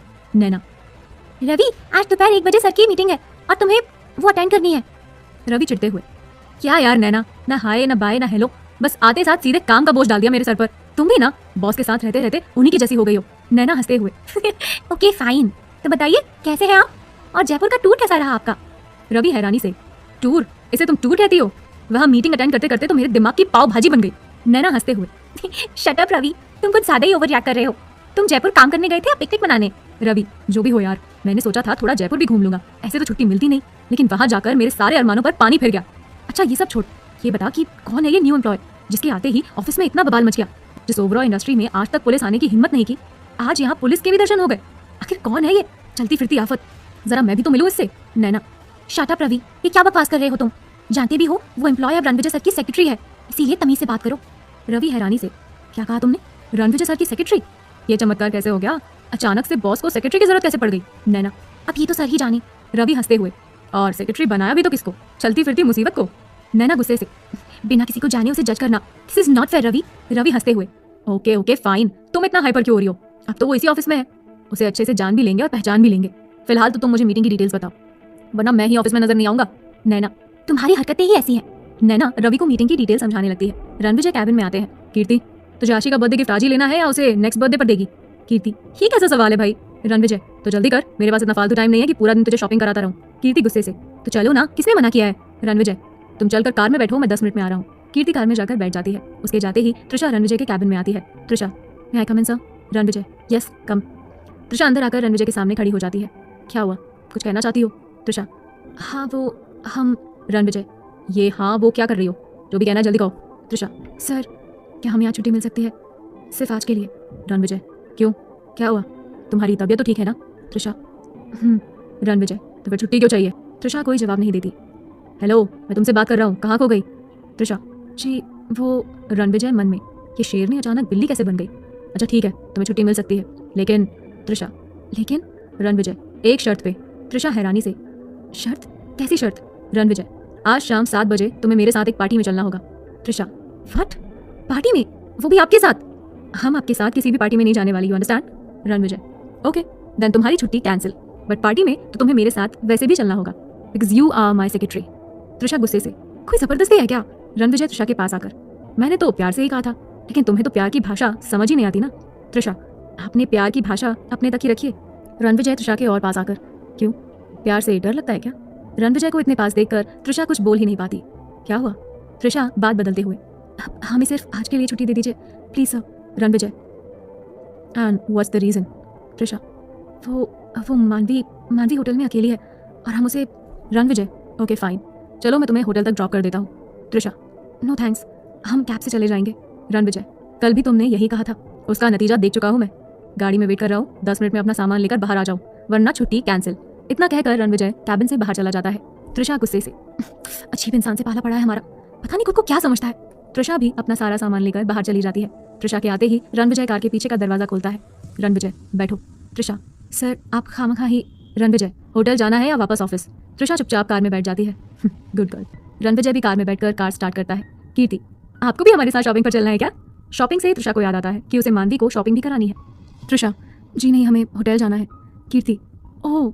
त्रिशा कुछ सोचते हुए पीछे सीट पर सर रखकर अपनी आंखें बंद कर लेती है। रणविजय बड़ी ध्यान से मिरर के थ्रू उसका चेहरा देख रहा है। कीर्ति अचानक से कार का म्यूजिक सिस्टम ऑन कर देती है, जिसकी आवाज़ सुनकर त्रिशा चौंक कर उठ जाती है। गाना प्ले होने लगता है। रूठ न जाना तुमसे कहूँ तो, मैं इन आँखों में जो रहूँ तो। त्रिशा की नज़र मिरर पर पड़ती है, जिसमें रणविजय उसे देख रहा है। त्रिशा भी मिरर में देखकर रणविजय की आंखों में कुछ पल के लिए खो जाती है, लेकिन फिर तुरंत ही अपना चेहरा खिड़की की तरफ कर बाहर की ओर देखने लगती है। रणविजय मन में, क्या है इन आँखों में पता नहीं, लेकिन कुछ तो है जो तुम सबसे छुपाना चाहती हो, जो तुम्हारी ये आंखें बयां कर रही है। इन आंखों में मुझे एक खालीपन सा लगता है, न जाने कितना ही गुस्सा और कितनी ही नफरत। मैं भी क्या क्या सोच रहा हूँ, लेकिन कुछ तो है जो छुपा रही हो तुम। रणविजय को कुछ याद आता है, त्रिशा, लेकिन त्रिशा कोई जवाब नहीं देती। उसके दिमाग में अभी भी बहुत कुछ चल रहा है। शुभ, मानवी, माँ और उसके सपने। त्रिशा, त्रिशा। कीर्ति त्रिशा के सामने चुटकी बजाते हुए, त्रिशा। त्रिशा चौंक कर कीर्ति की तरफ देखते हुए, हाँ हाँ क्या हुआ? होटल आ गया। कीर्ति, भाई कब से आपको कुछ कह रहे हैं, लेकिन आप न जाने कहाँ खोई हुई है। त्रिशा, ओह आप। त्रिशा रणविजय की ओर देखती है। रणविजय उसकी तरफ उसका फ़ोन बढ़ाता है। रणविजय, तुम्हारा मोबाइल। त्रिशा फ़ोन लेते हुए, लेकिन ये आपके पास कैसे? रणविजय ने जवाब नहीं दिया, वो बस मुस्कुराता हुआ उसे देखता रहा। त्रिशा भी कुछ पल के लिए उसकी ओर देखती रही, फिर झट से अपना ध्यान दूसरी तरफ कर लिया। त्रिशा ने जल्दी से अपना फ़ोन ऑन किया और शुभ को कॉल करने लगी, लेकिन शुभ का कॉल तो लग ही नहीं रहा था। 2-3 बार ट्राई करने के बाद भी अब त्रिशा को शुभ पर गुस्सा आने लगा। ये लड़का पागल हो गया है क्या? 2 दिन से फ़ोन स्विच ऑफ करके रखा हुआ है। इतनी लापरवाही, हद है। बस एक बार फ़ोन लग जाए, उसके बाद तुम्हें हमसे कोई नहीं बचा सकता। त्रिशा गुस्से से बड़बड़ाई जा रही थी कि अचानक उसकी नज़र मिरर पर गई, जिसमें रणविजय उसे ही देख रहा था। अब इनके दिमाग में कौन सी खिचड़ी पकड़ी है हमारे खिलाफ? रणविजय गाड़ी पर ब्रेक मारता है। गाड़ी के अचानक रुक जाने से त्रिशा घबरा जाती है। कहीं हमारी बातें सुन तो नहीं रही? रणविजय गाड़ी से उतरकर त्रिशा के साइड का दरवाज़ा खोलता है। रणविजय, होटल आ गया है। त्रिशा चैन की सांस लेते हुए। ओह। त्रिशा गाड़ी से उतरती है। थैंक्स। रणविजय एटीट्यूड के साथ, तुम्हारा थैंक्स नहीं चाहिए मुझे, शाम को पार्टी के लिए ज़रूर रेडी हो जाना। त्रिशा रणविजय को घूरते हुए जाने लगती है। त्रिशा, ये इंसान हमारे थैंक्स के लायक भी नहीं है। ऑर्डर ऑर्डर ऑर्डर, जब देखो तब ऑर्डर।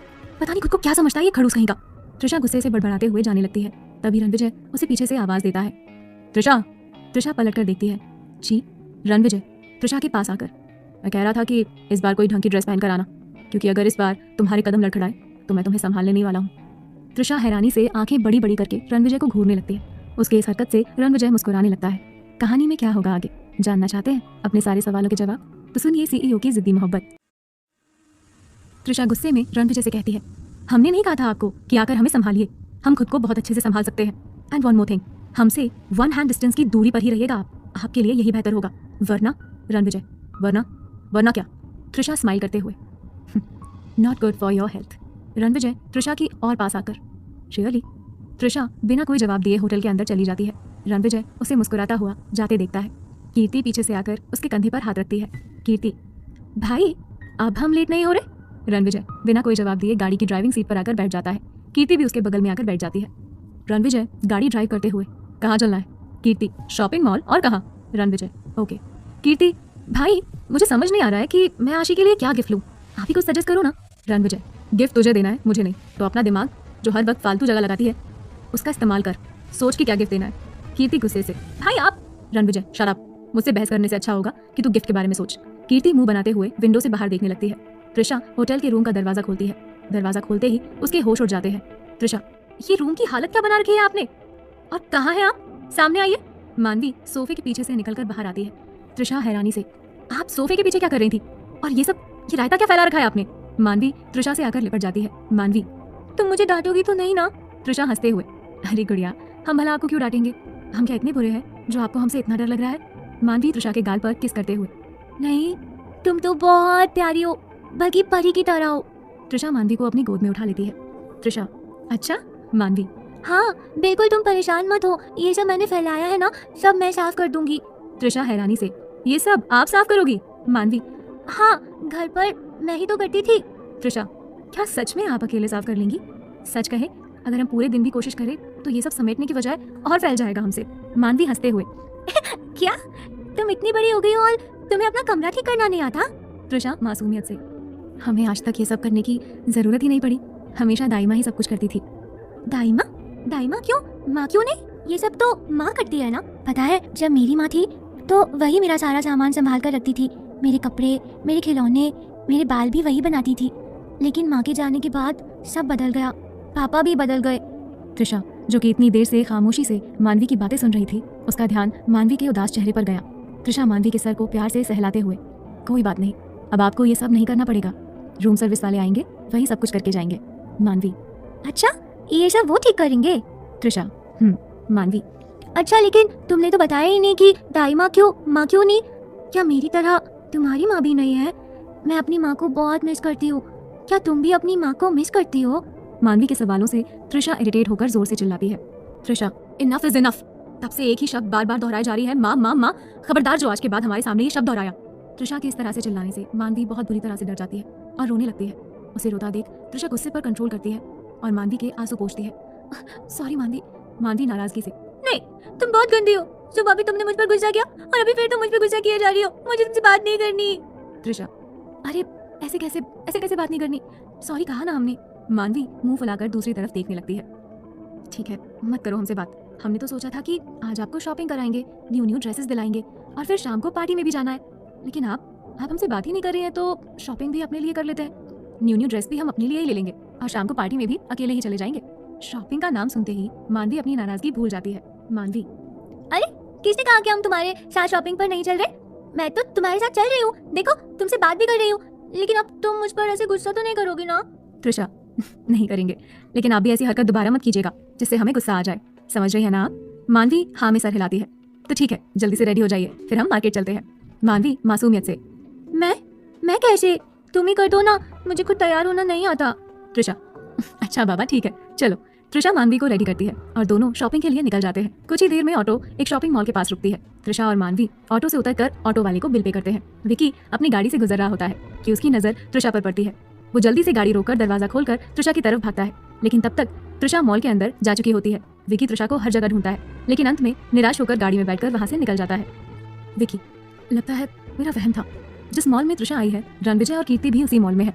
त्रिशा मानवी को लेकर गर्ल सेगमेंट की तरफ बढ़ती है। रणविजय और कीर्ति भी आशी का बर्थडे गिफ्ट गर्ल सेगमेंट में ही देख रहे हैं। त्रिशा मानवी का हाथ पकड़ते हुए, मानवी आप हमारे साथ ही रहना और ये हाथ बिल्कुल मत छोड़ना, समझी आप? मानवी हाँ में सर हिलाती है और त्रिशा का हाथ पकड़कर उसके साथ चलने लगती है। रणविजय के कानों में त्रिशा की आवाज़ पड़ती है।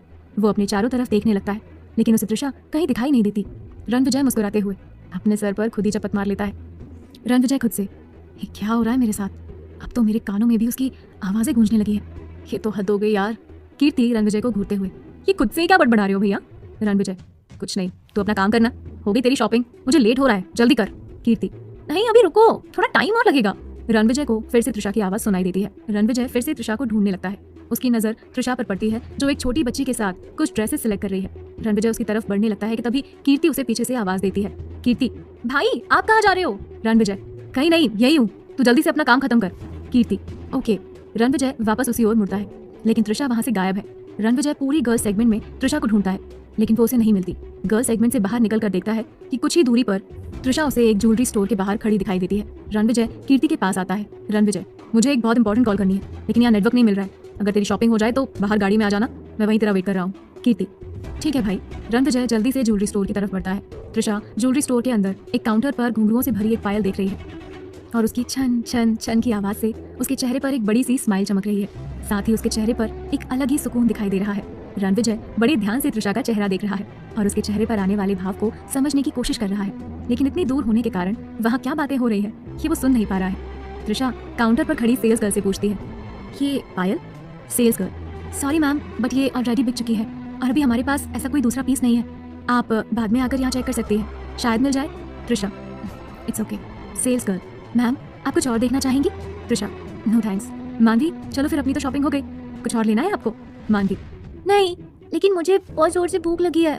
त्रिशा हंसते हुए तो फिर चलिए आपकी पेट पूजा करवाते हैं। दोनों ज्वेलरी स्टोर से बाहर निकलने लगती है। उन्हें बाहर आता देख रणविजय थोड़ी दूर जाकर खड़ा हो जाता है। त्रिशा वैसे क्या खाएंगे आप? मानवी जो भी तुम खिला दो मैं प्यार से खा लूंगी। त्रिशा अच्छा तो चलो फिर। दोनों मॉल के अंदर ही फूड स्टॉल की तरफ बढ़ती है। कीर्ति रणविजय को ढूंढते हुए वहां पहुंचती है। कीर्ति आप यहाँ क्या कर रहे हो भाई? मैं कब से आपका बाहर गाड़ी में वेट कर रही हूँ। रणविजय हो गई तेरी शॉपिंग? कीर्ति हाँ हो गई, लेकिन आप यहाँ क्या कर रहे हो? अब आपको देर नहीं हो रही है? रणविजय हाँ देर तो हो रही है, लेकिन मैं सोच रहा था कि तू कब से शॉपिंग कर रही है, तुझे भूख लग रही होगी ना, पहले कुछ खा लेते हैं, उसके बाद ऑफिस चला जाऊंगा, तू घर चले जाना। रणविजय की बात सुनकर कीर्ति उसे बड़ी अजीब तरह से देखती है। क्या हुआ, ऐसे क्यों देख रही है? कीर्ति कुछ भी तो नहीं।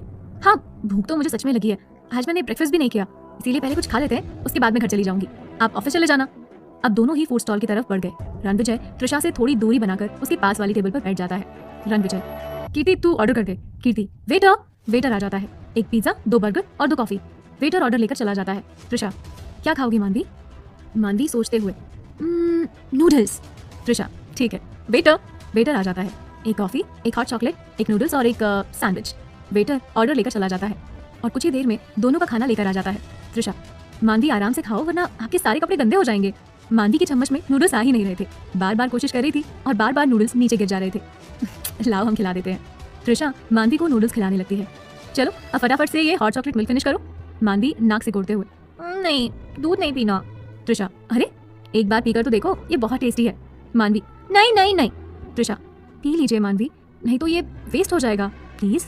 मानवी अच्छा ठीक है, लेकिन बस आखिरी बार, आज के बाद फिर कभी मुझे दूध के लिए मत फोर्स करना। त्रिशा पहले इसे पीकर तो देखो, बाद की बात बाद में करेंगे। मानवी मुंह बनाते हुए दूध पीने लगती है। मानवी अरे वाह, ये तो बहुत टेस्टी है। त्रिशा सच में? लेकिन अब क्या फायदा, आपने तो कहा कि आज के बाद आप कभी दूध नहीं पिएंगी। मानवी नहीं तो मैंने ऐसा कब कहा, अब तो मैं रोज दूध पीऊंगी। त्रिशा हंसती हुई पूरी की पूरी नौटंकी है आप मानवी। मानवी पता है, माँ मुझे रोज दूध पिलाया करती थी, वो भी जबरदस्ती डांट कर। लेकिन ये वाला दूध तो बहुत ही टेस्टी है, इसे तो मैं रोज पीऊंगी। अचानक मानवी को कुछ याद आता है जिसकी वजह से वो बहुत डर जाती है। Sorry sorry sorry. त्रिशा हैरानी से, क्या हो गया? मानवी डरते हुए, वो मैंने माँ कहा ना, इसीलिए सॉरी। लेकिन पक्का वाला प्रॉमिस, आज के बाद फिर कभी नहीं कहूंगी। प्लीज तुम गुस्सा मत करना। त्रिशा नाराज होते हुए, हम इतना भी गुस्सा नहीं करते जो आप ऐसी बातें कर रही हैं। मानवी, तुम तो मेरी परी हो, लेकिन जब तुम गुस्सा करती हो तो मुझे तुमसे बहुत डर लगता है। एक बात पूछूं? त्रिशा, पूछो। मानवी, माँ तो बहुत प्यारी होती है, वो अपने बच्चों से बहुत प्यार करती है, फिर तुम्हें माँ क्यों नहीं पसंद? मानवी का सवाल सुनकर त्रिशा के चेहरे का रंग ही उड़ जाता है। त्रिशा, सबकी माँ आपकी माँ जितनी प्यारी नहीं होती गुड़िया। मानवी, मतलब तुम्हारी माँ तुमसे? त्रिशा, शट अप मानवी, कितने सवाल करती हैं आप? हो गया आपका खाना? तो चलिए होटल वापस चलते हैं। मानवी, लेकिन तुमने तो सैंडविच खाया ही नहीं। त्रिशा, हमें भूख नहीं है। मानवी, ऐसे कैसे भूख नहीं है? सैंडविच तो खाना ही पड़ेगा तुमको। त्रिशा, कोई जबरदस्ती है क्या? मानवी कमर पर हाथ रखकर अपने चेयर के ऊपर खड़ी हो जाती है। मानवी, हाँ जबरदस्ती है, तुम्हें खाना ही पड़ेगा। तुम्हारे कहने पर मैंने दूध पिया ना, अब मेरे कहने पर तुम्हें ये गुड गर्ल की तरह सैंडविच खा लो ना प्लीज। त्रिशा, अच्छा बाबा ठीक है, हम खा रहे हैं, लेकिन पहले नीचे उतरिए वरना गिर जाएंगी। त्रिशा सैंडविच खाने लगती है। मानवी अपनी सीट पर बैठ जाती है। तब से रणविजय की नज़र त्रिशा और मानवी पर ही है। मानवी की इस तरह बचकानी हरकत पर खुद को मुस्कुराने से रोक नहीं पाते रणविजय। कहानी में क्या होगा आगे जानना चाहते हैं अपने सारे सवालों के जवाब? तो सुनिए सीईओ की जिद्दी मोहब्बत। कीर्ति अपने भाई रणविजय से कहती है, क्या बात है भाई, आप तो कुछ खा ही नहीं रहे, कहाँ खोए हो? रणविजय, कहीं नहीं, हो गया तेरा, चल मेरी इंपॉर्टेंट मीटिंग है। त्रिशा बिल पे करके मॉल से निकल जाती है। कीर्ति, हाँ मेरा तो हो गया। रणविजय, ओके तू गाड़ी में मेरा वेट कर, मैं बिल पे करके आता हूँ। कीर्ति चली जाती है। रणविजय बिल पे करके बाहर निकलता है कि उसके फोन की बेल बजती है। हाँ बोल भाई। अनुराग, कहाँ है तू? मैं तुझसे मिलने तेरे घर आ रहा हूँ। रणविजय, फिलहाल तो मैं कीर्ति को शॉपिंग करा रहा हूँ। अनुराग हैरानी से, शॉपिंग और तू? रणविजय, ज्यादा ओवर रिएक्ट करने की जरूरत नहीं है, कीर्ति को आशी के लिए बर्थडे गिफ्ट लेना था तो बस उसी की हेल्प कर रहा हूँ। अनुराग परेशान होते हुए, ओह माय गॉड, आशी के लिए गिफ्ट तो मुझे भी लेना था। रणविजय हंसते हुए, पता नहीं क्यों मुझे ऐसा लग रहा है कि आज तू आशी के हाथों बहुत बुरी तरह पिटने वाला है। अनुराग गुस्से से, बहुत हंसी आ रही है तुझे, पर ये मत भूल कि अपना टाइम आएगा।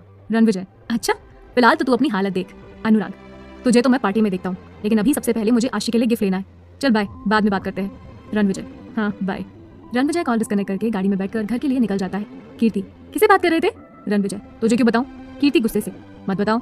रणविजय, अनुराग का फोन था, कह रहा था मुझसे मिलने आ रहा है घर पर। कीर्ति एक्साइटेड होकर, ओह तो जल्दी घर चलिए ना, मुझे भी उनसे मिलना है। रणविजय, लेकिन अब वो नहीं आ रहा है। कीर्ति, क्यों? रणविजय, क्योंकि अभी तक उसने आशी के लिए बर्थडे गिफ्ट नहीं लिया है। कीर्ति हंसते हुए, ओह माय गॉड, पता नहीं इनका क्या होगा, ऐसे तो हर काम में परफेक्ट है, लेकिन आशी के मामले में पता नहीं इन्हें क्या हो जाता है। कुछ ही देर में दोनों घर पहुंच जाते हैं। रणविजय, रामू काका, दादी माँ कहाँ है? रामू काका, बेटा वो तो आपके मामा जी के घर पूजा में गई है। रणविजय, ओह। कीर्ति, 5 बज गए, तू थोड़ी रेस्ट कर ले, उसके बाद 7 बजे हमें पार्टी में पहुंचना है। इतना कहकर रणविजय अपने कमरे में चला जाता है। कीर्ति भी अपने रूम में चली जाती है। विकी अपने घर पहुंच जाता है। विकी, मॉम डैड घर पर है। आरती, नहीं, उन्होंने कहा है कि ऑफिस से सीधे पार्टी में आएंगे। विकी, ठीक है। इतना कहकर वो अपने रूम में चला जाता है और कुलजीत को फोन लगाता है। हेलो डैड, आपकी इंस्पेक्टर से कोई बात हुई? त्रिशा का कुछ पता चला? कुलजीत, नहीं, मेरी इंस्पेक्टर से कोई बात नहीं हुई। विकी, ठीक है, मैं बात करता हूँ। कुलजीत, उसकी कोई ज़रूरत नहीं, इस मैटर को रणविजय को अपने तरीके से हैंडल करने दो। विकी, लेकिन डैड। कुलजीत, जितना कहा है उतना करो और पार्टी में टाइम पर पहुंच जाना। विकी कॉल डिस्कनेक्ट कर देता है। होटल ब्लू एंजल, घड़ी शाम के 6:30 बजा रही है। मानवी टीवी में कार्टून देख रही है और त्रिशा अपना कुछ काम कर रही है। त्रिशा के फ़ोन की बेल बजती है, किसी अनजान नंबर से कॉल आ रहा है। त्रिशा, जी कौन बोल रहे हैं? रणविजय, तुम्हारा बॉस। त्रिशा हैरानी से फ़ोन में नंबर देखती है। बोलिए, क्या काम है? रणविजय, मैंने बस तुम्हें याद दिलाने के लिए फ़ोन किया है कि। त्रिशा, की? रणविजय, 7 बजे तक रेडी रहना, तुम्हें मेरे साथ पार्टी में चलना है। त्रिशा, लेकिन। रणविजय, लेकिन कुछ नहीं, जितना कहा है उतना करो। इतना कहकर रणविजय मुस्कुराते हुए फ़ोन काट देता है। पार्टी में तो तुम्हें मेरे साथ चलना ही होगा, मिस त्रिशा भारद्वाज। त्रिशा गुस्से से अपना फ़ोन बेड पर फेंक देती है। अच्छी मुसीबत है। त्रिशा के फ़ोन की बीप बजती है। अब किसका मैसेज आया है? त्रिशा मैसेज चेक करती है। रणविजय का मैसेज है। तुम्हारे पास सिर्फ 20 मिनट है। त्रिशा रणविजय को मैसेज करती है। रणविजय मुस्कुराते हुए मैसेज चेक करता है। Ranvijay, get lost. मैसेज पढ़ते ही रणविजय को हंसी आ जाती है और वो फिर से त्रिशा को मैसेज सेंड करता है। उधर त्रिशा मैसेज सीन करती है। Trisha, with you. मैसेज पढ़ते ही त्रिशा का गुस्सा और बढ़ जाता है। आज तो इन्हें ऐसा सबक सिखाऊंगी कि ये पार्टी जिंदगी भर नहीं भूलेंगे। दूसरी तरफ आरती अपने कमरे में तैयार होकर नीचे आती है और नौकर को आवाज़ देकर बुलाती है। आरती, पीटर। नौकर भागता हुआ आरती के सामने आकर खड़ा हो जाता है। हम लोग पार्टी में जा रहे हैं, वापस आते रात हो जाएगी, सारी खिड़की दरवाजे अच्छे से लॉक कर लेना। और हाँ, खाना खा लेना, क्योंकि हम लोग तो खाना खाकर आएंगे। और अगर कोई बात हो तो मुझे फ़ोन कर लेना, ठीक है? जाकर विकी को देखो रेडी हुआ या नहीं। इतने में विकी सीढ़ियों से उतरकर नीचे हॉल में आ जाता है। Vicky, mom I am ready. Aarti, तो फिर चलो, देर किस बात की। Vicky, by the way, party कहाँ है, घर पर या होटल में? आरती, पार्टी होटल में है, सुबह घर पर पूजा थी। विकी, आप नहीं गए पूजा में? आरती, नहीं, सोचा शाम को पार्टी में सबसे मिल लूंगी, और मेरी तबीयत भी कुछ ठीक नहीं थी, इसीलिए। वैसे भी मुझे अनामिका का व्यवहार कुछ ठीक नहीं लगता। विकी, प्लीज़ मॉम, अब आप अपना मूड खराब मत कीजिए। वैसे आपको पता है कि युवराज आ गया? आरती, आज कितने दिनों बाद मैं रणविजय से मिलूंगी, उसके पास तो मेरे लिए टाइम ही नहीं है। विकी, ऐसी बात नहीं है मॉम, बड़े भाई को भी आपसे मिलने का बहुत मन करता है। हाँ, ये बात अलग है कि उनके लिए उनका काम ज़्यादा प्यारा है, और पता नहीं आज वो पार्टी में आएंगे भी या नहीं। आरती, अच्छा, अब चले, अगर हमसे पहले तुम्हारे डैड वहाँ पहुँच गए तो खामखा नाराज़ होंगे। दोनों घर से पार्टी के लिए निकल जाते हैं। एक बड़े से होटल में शानदार पार्टी शुरू होने वाली है। मिस्टर मलिक अपने सारे गेस्ट को होटल के अंदर वेलकम करते हैं। तभी वहाँ अनामिका मलिक आती है, युवराज को ढूंढते हुए। इंदर मलिक की पत्नी अनामिका मलिक। अनामिका, आपने युवराज को कहीं देखा है? इंदर, आपके युवराज हमारी नज़रों के सामने आते कब है जो हम उन्हें देख पाए? अनामिका, कम से कम आज के दिन तो मत डांटिए उसे, सुबह से कितनी मेहनत कर रहा है मेरा बच्चा। इंदर, तुम्हारे लाड प्यार ने उसे इतना सर चढ़ा रखा है। खैर, मैं अपना मूड खराब नहीं करना चाहता। होटल के बाहर एक कार रुकती है, जिसमें से युवराज फ़ोन पर बात करते हुए बाहर निकलता है और होटल के अंदर आता है। Yuvraj, hey Veronica, how much time will it take you? Veronica, baby, in just half an hour. Yuvraj, okay sweetheart, I am waiting. Yuvraj call disconnect करके अपनी मॉम के पास जाता है। हे मॉम, कैसा लग रहा हूँ मैं? अनामिका युवराज की बलैया लेती है। बिल्कुल राजकुमार की तरह। इंदर, इतनी देर कहाँ लगा दी? युवराज, डैड, एक ज़रूरी काम आ गया था। आरती और विकी भी पार्टी में पहुँचते हैं। इंदर मलिक की नज़र उन पर पड़ती है। इंदर, तुम्हारा ये ज़रूरी काम मैं बाद में जानना चाहूँगा, फिलहाल मुझे अपने गेस्ट को अटेंड करना है। इतना कहकर वो आरती और विकी की तरफ बढ़ते हैं। नमस्ते भाभी जी, कैसे हैं आप? विकी, कुलजीत नहीं आया? आरती, नमस्ते भाई साहब, उन्होंने कहा है कि वो ऑफिस से सीधे पार्टी में आ जाएंगे। इंदर, ठीक है, आप लोग अंदर आइए। इंदर आरती और विकी को युवराज और अनामिका के पास ले जाता है। अनामिका आरती और युवराज के गले लगती है। अनामिका, कैसी हो आरती, कितने दिनों बाद मिल रही हो, घर क्यों नहीं आती? आरती, मैं ठीक हूँ, तुम बताओ, अब क्या करूँ, घर में फुर्सत मिले तब तो कहीं आऊँ। भाई साहब, रणविजय अब तक नहीं आया? रणविजय का नाम सुनते ही अनामिका का मूड खराब हो जाता है। अनामिका, एक्सक्यूज मी, मैं अपने कुछ फ्रेंड से मिलकर आती हूँ। आरती, ज़रूर। इतना कहकर अनामिका वहाँ से चली जाती है। इंदर को अनामिका का इस तरह से चले जाना बिल्कुल अच्छा नहीं लगता। इंदर, आई एम सॉरी भाभी जी, आप तो जानती हैं ना कि अनामिका कभी कभी थोड़ा। आरती, आप सॉरी क्यों बोल रहे हैं? भाई साहब, ये सब तो चलता ही रहेगा। वैसे हमारी बर्थडे का नजर नहीं आ रही। युवराज विकी का हाथ पकड़कर उसे साइड में ले जाता है। युवराज, साले, उस दिन पार्टी छोड़कर बीच में कहाँ भाग गया था तू? विकी, अरे यार, कुछ अर्जेंट काम आ गया था। युवराज विकी को घूरते हुए, पार्टी से ज्यादा अर्जेंट क्या हो सकता है तेरे लिए? विकी, अरे वो छोड़ना, ये बता कि तू यहाँ अकेला कैसे? आज तेरी गर्लफ्रेंड नहीं दिखाई दे रही?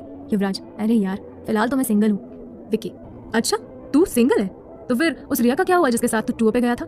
युवराज चिढ़ते हुए, यार नाम मत ले उसका, कुछ ज्यादा ही नखरे थे उसके, इसीलिए तो टूर बीच में छोड़कर आना पड़ा। विकी, यार मुझे याद नहीं आ रहा कि तेरे कौन से नंबर वाली गर्लफ्रेंड थी। आई थिंक 251 या। युवराज, मेरी गर्लफ्रेंड के नंबर काउंट करने से अच्छा है तू अपना नंबर बढ़ा।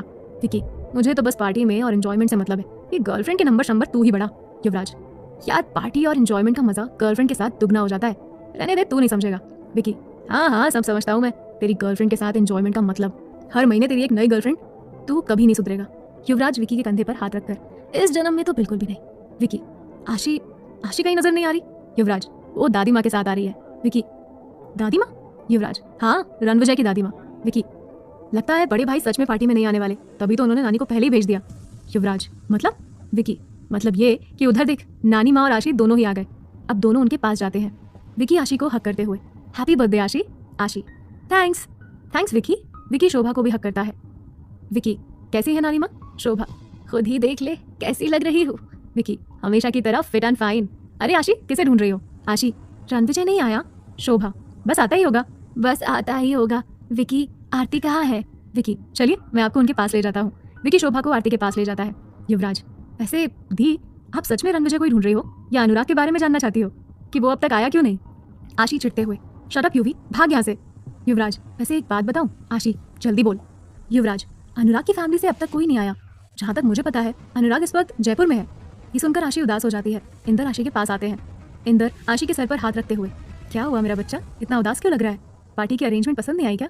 आशी मुस्कुराते हुए, नो डैड, ऐसा बिल्कुल भी नहीं है। तो फिर हमारी प्रिंसेस के चेहरे पर स्माइल क्यों नहीं है? किसी को ढूंढ रही हो?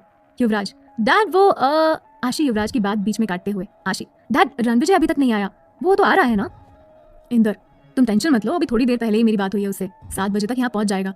अब आओ, यहाँ खड़े मत रहो, उनके फ्रेंड्स के साथ मिलकर एंजॉय करो। आशी, यस डैड। इंदर मलिक अंदर चले जाते हैं। इंदर मलिक के अंदर जाते ही आशी युवराज के कान खींचती है।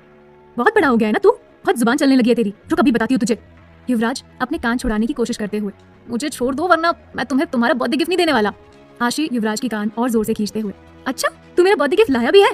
युवराज नाराज होते हुए, कैसी बातें कर रही हो, मैं आपका गिफ्ट लाना कैसे भूल सकता हूँ, एक ही तो बहन है मेरी, अगर उसे गिफ्ट नहीं दूंगा तो कैसे दूंगा। आशी युवराज के कान छोड़ते हुए, अपनी गर्लफ्रेंड को दे जिनकी गिनती दिन पे दिन बढ़ती जा रही है। युवराज, आप मेरी गर्लफ्रेंड पर नजर मत लगाओ, समझे? इतना कहकर युवराज वहां से भाग जाता है। आशी रणविजय को कॉल लगाती है। आशी, हेलो रणविजय, कहाँ हो तुम? अभी तक आई क्यों नहीं? पार्टी बस शुरू होने वाली है। रणविजय, पार्टी तो 7 बजे शुरू होने वाली है और 7 बजने में अभी टाइम है। यू डोंट वरी, मैं टाइम पर पहुंच जाऊंगा। आशी, रणविजय, क्या हुआ, इतनी उदास क्यों लग रही हो? आशी, कुछ भी तो नहीं। रणविजय, वैसे मैं तुम्हें एक बात बताना तो भूल ही गया। आशी, क्या? रणविजय, यही कि अनुराग कल रात ही जयपुर से वापस आ गया है। आशी, तुम सच कह रहे हो? लेकिन उसने तो मुझे कुछ नहीं बताया। रणविजय, मेरे पास झूठ बोलने की कोई वजह नहीं है। आशी, तुम दोनों जल्दी से आ जाओ, मैं इंतजार कर रही हूँ। रणविजय हैरानी से, दोनों? कौन दोनों? आशी, तुम और अनुराग, और कौन? रणविजय, मैं तो टाइम पर पहुंच जाऊंगा लेकिन अनुराग का कुछ नहीं कह सकता। आशी, मतलब यही कि अभी तक वो आपके लिए बर्थडे गिफ्ट ही सिलेक्ट कर रहा होगा। आशी, okay, I am waiting. Ranvijay call disconnect कर देता है और कीर्ति के रूम में जाता है। रूम बंद होने के कारण वो दरवाजा नॉक करता है। कहानी में क्या होगा जानना चाहते हैं? अपने सारे सवालों के जवाब तो सुनिए सीईओ की जिद्दी मोहब्बत। Like, comment, subscribe for more episodes.